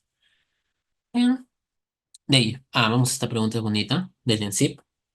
No dice, evaluando las causas de la deficiencia de coagulación de un niño de 8 años, se encuentra que su sangre no coagula cuando es colocada en tubos de vidrio. Ujú. No coagula en tubos de vidrio. Ni cuando la lesión de sus vasos, ni cuando se lesionan sus vasos sanguíneos. Ajá. Estos hallazgos se explican por el déficit del factor. Interesante, ¿no? Eh, Me lo dicen de una forma indirecta. Sí. Les había dicho que tenemos la vía intrínseca, la vía extrínseca. En la vía extrínseca tenía que haber sí o sí la lesión del vaso. ¿Por qué? Porque se tenía que expresar qué factor. El factor que están los tejidos, factor tisular, ¿sí? O factor 3. Bien. Y este factor 3 este, chapa al 7, ¿no? Que está por ahí pasando, lo activa, 7 más 3 forma el 10, buscan al factor 10, al factor 5, de ahí van, activan al 2, el 2 activa al 1, ¿no? Y el 1 espera el 13 para que lo estabilice. Y así es, la vía extrínseca, ¿no? Mientras que en la vía intrínseca yo les había dicho que necesitaba que una carga negativa, ¿sí? Esta carga negativa, ¿por qué? Porque va a activar al factor 12. Y también estaba, ¿quién más este factor 12? Les había mencionado a los factores de superficie. Factores como cuáles, como la calicreína, como el quininógeno de alto peso molecular, entre otros. Eso es lo que se necesita para activar al 2. Entonces, si me dicen que está colocada en tubos de vidrio, eso es lo que quiere expresar, ¿sí? Que lo colocan en una superficie negativa. ¿Eh? Entonces, queriendo activar a quién, a la vía intrínseca. Y cuando me dice, cuando se lesionan sus vasos, expresando a quién, al factor tisular, al factor 3. Entonces, me dice que no coagula con ninguna de estas. Eso me quiere decir que tanto la intrínseca como la extrínseca no funcionarían, ¿no? Pero es muy raro, o sería muy salado acá el niño, que tenga, no sé, el déficit del factor 12 pongan, y el déficit del factor 3, ¿no? Dos factores aislados, muy difícil, la verdad. Tendría que ser muy, pero muy salado. Y es muy raro también. Pero yo les había hecho mención que estas dos vías se conectaban en una, ¿no? Que es a nivel del factor 10. Y a partir del factor 10 en adelante, el factor 10 buscaba al 5, el 10 con el 5 buscaban al 2, el 2 buscaba al 1, ¿no? Así era la historia. ¿Y esto cómo le llamaba yo? La vía común. Entonces, eh, es como una cañería, ¿no? Esta es la cañería común. Si obstruyo aquí, estas dos no deja pasar, es como que estuvieran malagradas. Es aquí en donde está el problema entonces, en la vía común. Entonces, entre mis alternativas, voy y busco. ¿Cuáles son componentes de la vía común? ¿El factor 7? No, este es de la vía extrínseca, ¿sí? El factor 8, no, el factor 8 es una coenzima, por así decirlo, funciona como coenzima, así que no. El factor 12, este es de la vía intrínseca. El factor 9, otro de la vía intrínseca. Entonces, si hay dos de la vía intrínseca, no pueden ser estos. Como yo les había dicho, tenemos que buscar a un elemento de la vía común. En este caso, ¿cuál es? El 10. Y esa viene a ser nuestra respuesta,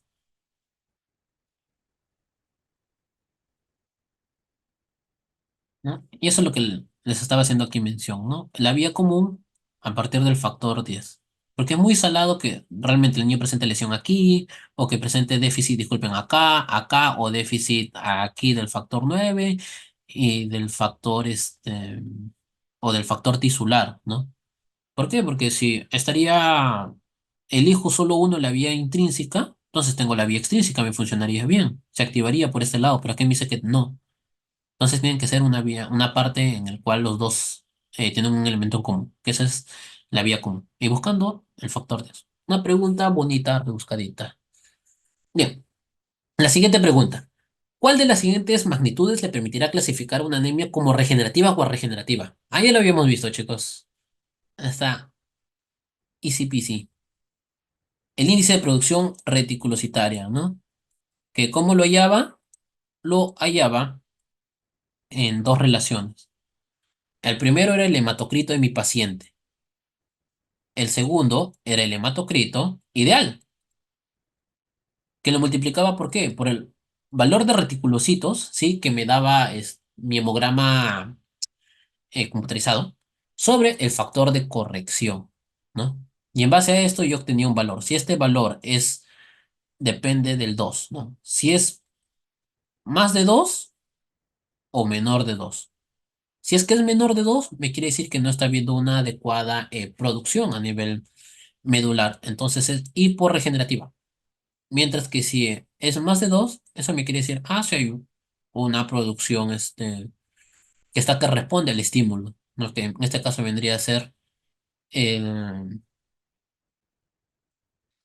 vendría a ser la eritropoyetina, ¿no? Pero esta eritropoyetina, sí, acá un ratito más para que ahí en sus rondas medio cachecos la rompan, es que la hipoxia, ¿sí? Porque al no llegar oxígeno a los tejidos, vamos a entrar en un estado de hipoxemia primero. Hipoxemia es la baja cantidad de oxígeno en la sangre. Es hipoxemia con M. Pero hipoxia, sí, es cuando llega menor cantidad de oxígeno donde a los tejidos. Entonces, va a haber una hipoxia, ¿no? Porque la anemia, déficit de hemoglobina, como habíamos dicho, una de las funciones es transportar oxígeno hacia los tejidos. Se da un estado de hipoxia. Y esta hipoxia hace que se genere el factor hipóxico 1, el factor estimulante de hipoxia 1, que es el IF, ¿sí? IF1. Y este de aquí va hacia la médula ósea roja y le dice, oye, médula ósea roja, necesito que chambees, si estás muy floja. ¿Y cómo le estimula? Mediante la eritropoyetina. ¿Sí? Y así le estimula para formar, ¿qué? Glóbulos rojos.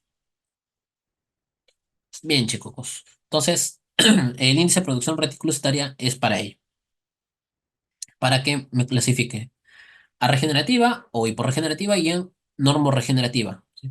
O hiperregenerativa, algunos lo llaman. Mientras que el volumen corpuscular medio, ¿para qué me servía? También me sirve para clasificar a las anemias, pero estas en las famosas microcíticas, normocíticas y macrocíticas. Un ejemplo de cada uno, ya. De las microcíticas, la más famosa de todas ellas, la anemia ferropénica.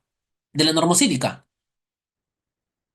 anemia por enfermedad crónica. Eh, y por ahí alguno me puede decir, no, pero yo también he visto que a veces puede ser microcítica. Sí, pero al inicio, ¿sí? Al inicio puede comportarse como una microcítica.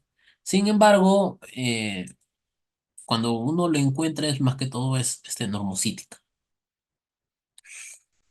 Bien, y un ejemplo de la macrocítica vendría a ser la anemia megaloblástica, que es por déficit de quién? De la vitamina B9 y la B12. Entonces, para esto me sirve el volumen corpuscular medio. La concentración corpuscular media de hemoglobina me sirve para clasificar algún tipo de anemia. Yo les había dicho que no, la verdad que no. Que utilizo es la concentración media de hemoglobina, que esa es para saber si es hipocrómica, normocrómica, ¿no? Sin embargo, más que todo, chicos, es el volumen corpuscular medio para dividirlo en micro, macro o normo. Y la amplitud de distribución eritrocitaria, ¿qué es lo que me refleja esto? Me refleja em, qué tan diferentes son los tamaños de los eritrocitos, ¿no? Por lo general, cuando va a haber una variación, ¿no? Que les había dicho que es chiquito o grande, cuando son anemias de qué tipo, la ferropénica y la anemia megaloblástica son anemias de qué tipo, anemia de tipo carenciales. Carenciales. ¿Sí? Entonces, ahí voy a encontrar un incremento del ancho o amplitud de distribución eritrocitaria. Para eso me sirve. Bien, ¿y efecto nuestra pregunta? Respuesta la D, de dado.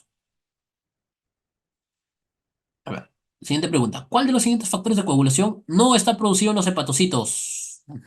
Yo les había dicho ya que había un factor que no se producía ahí, que era el factor 4, ¿sí? Que es el calcio. Porque es un catión, entonces no lo produce. ¿Vale? Y el segundo factor que no se produce es el factor 3. Ese es el factor tisular. Este lo encontramos en el endotelio, chicos. Este es producido a ese nivel. Entonces, ¿cuál de esos no se produce? El factor 3. El 7 les había dicho que era el que tiene menor tiempo de vida media. El uno, el 2 y el 5 sí, también se producen a nivel hepático. Respuesta, enanito. Siguiente. ¿Cuál es el factor de coagulación encargado de la estabilización de la fibrina? Ya, pues, un regalo. ¿Ah? Les había dicho, a ver, repasamos desde la vía común. Eh, tenemos al factor 10. El factor 10 busca su media naranja. ¿Quién es su media naranja? El 5. Y juntitos van y buscan al 2. Y el 2 dice, yo no te tengo envidia, yo también voy a buscar a mi media naranja. ¿Cuál es su media naranja? El factor uno o fibrinógeno, ¿no? Que en su forma activada es la fibrina. Y esta fibrina es, es un factor uno así, así mejor lo dibujamos, como un fideíto. ¿Por qué? Porque es inestable. Para volver a ser un factor uno estable, ¿a quién necesita? Al factor 13, ¿no? ¿Y cuál es su nombre ese factor 13? Factor estabilizador de la fibrina. Entonces, un regalo, che. ¿Cuál sería nuestro regalo aquí? La E, enanito, ¿sí? Repaso, factor 9. ¿De dónde? Extrínseca, intrínseca, común. Intrínseca. Factor 10. ¿Qué vía? Común. Factor 11. ¿De dónde? Esto, intrínseca. Factor 12. ¿De dónde? Intrínseca. ¿Sí? Y, a ver, acá algo más que podemos sacar de esta pregunta. Bueno, que el factor 11 y el factor 9, su déficit, ¿qué me da? Hemoglobina disculpen, hemofilia de tipo, ¿qué me da la 9? De tipo B. Y la 11 de tipo C. Bien, me acerca de Belaya. Y el siguiente. ¿Cuál de las siguientes moléculas activa es inhibida por el complejo proteína C y S? Ujú. Ya, aquí un poco para hablar, chicos, de los factores de anticoagulación. Eh, a nivel del endotelio, nosotros producimos factores de coagulación y factores de anticoagulación. Eso tiene que estar en un equilibrio, porque ¿qué pasa si es que hay más de coagulación? Como hemos visto, se forman trombos y estos son perjudiciales, ¿no? Porque se van por los vasos, obstruyen isquemia, hipoxia y necrosis del tejido. Sin embargo, el cuerpo es sabio y dice, no, pues esto yo no quiero que pase. Para esto lo tengo en equilibrio. Entonces, como hay de coagulación, hay factores de anticoagulación. ¿Y quiénes son ellos? Bien, les voy a presentar en esta lámina. Borro esto acá. Ya. Y como podemos ver aquí en la imagen. Tenemos a la antitrombina 3, tenemos a la proteína C y a la proteína S. ¿Sí? Estos tres, sobre todo, chicos, quiero que se acuerden de los factores de anticoagulación. La antitrombina, ¿a quién bloquea? Bloquea al factor 2. Aquí no lo ponen, pero bloquea al factor 2. Y solo al factor 2, no. Te bloquea al 2, al 9, al 10, al 11 y al 12. Mira, sí, seguiditos, ¿ah? Para que se acuerden. El 2, 9, 10, 11 y 12. Aquí en la imagen que dice inactiva la trombina, ¿no? También al 9, al 10 y acá les faltó al 11 y el 12 también lo inactiva, la antitrombina 3. No, porque, ¿qué me dice su nombre? Son anticoagulantes. ¿Bloquean a quiénes? A factores de coagulación. Listo. Les dije también que teníamos a la proteína C y S. Sin embargo, estas dos son inseparables. No puede vivir ninguna sin la otra. ¿Sí? Así como la promesa que te hicieron alguna vez, yo no puedo vivir sin ti. Así es, la proteína C y S igualito, chicos. Necesita, la C necesita la S, ¿no? La S funciona como su cofactor. Y estas dos juntas, inseparables, ¿a quiénes inactivan? Inactivan a dos cofactores que hemos visto en las vías. Al factor 5 y al factor 8.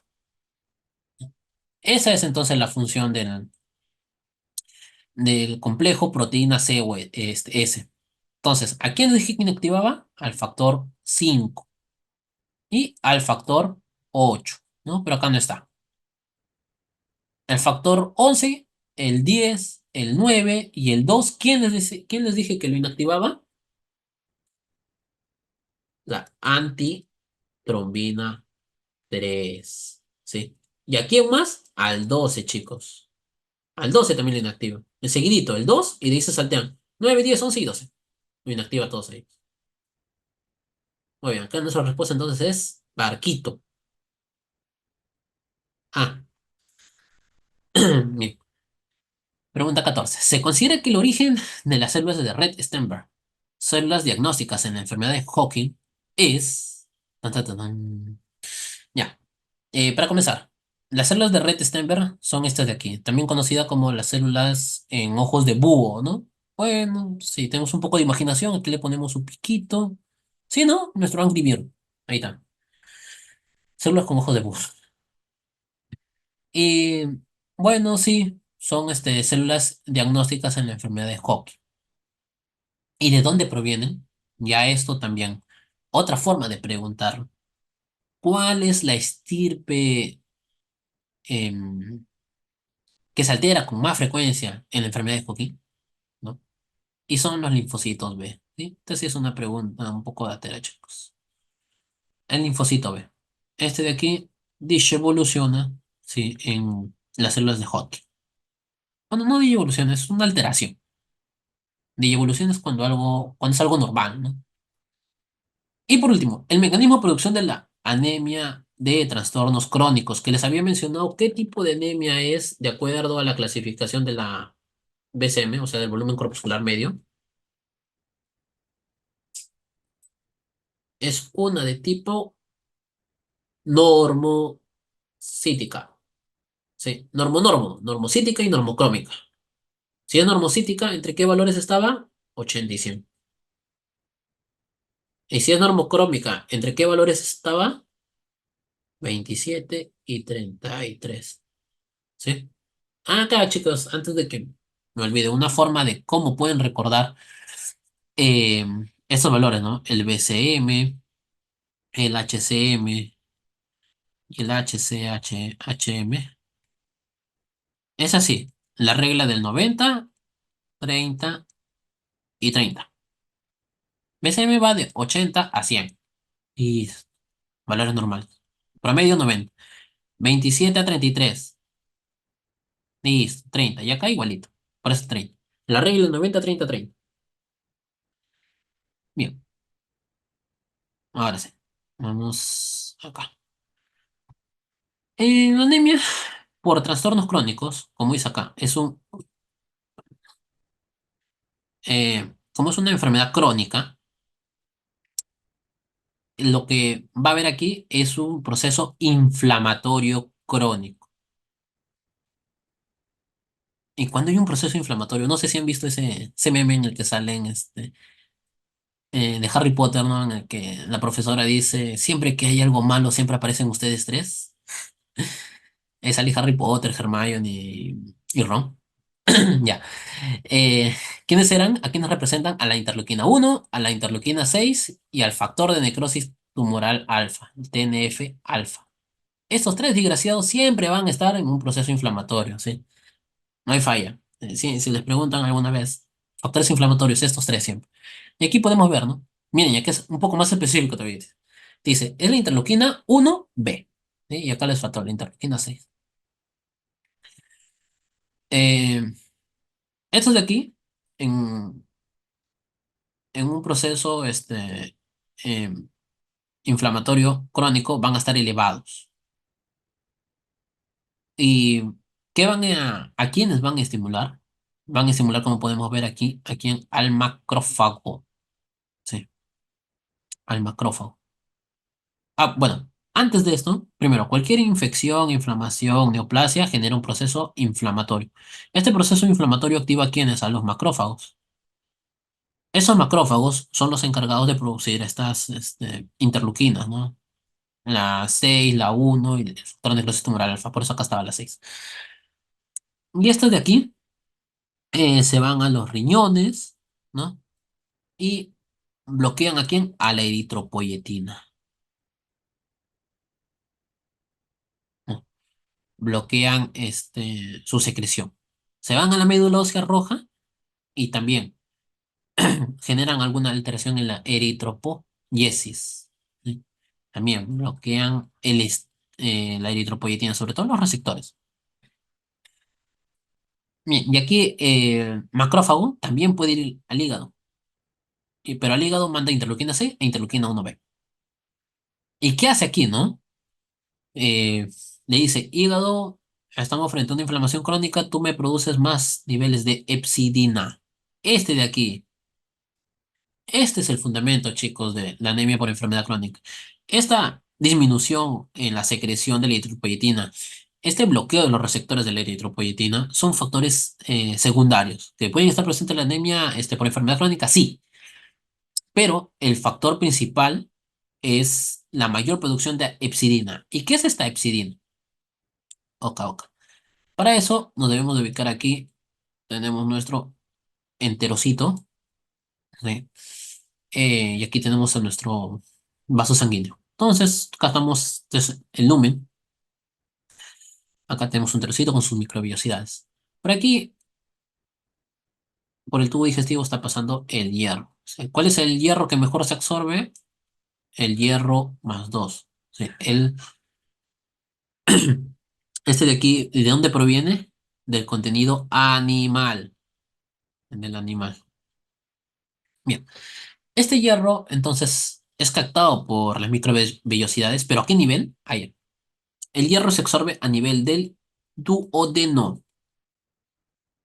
¿El duodeno absorbe qué? Recuerdas el café, calcio y hierro. ¿Sí? Tatito. Entonces, regresando acá.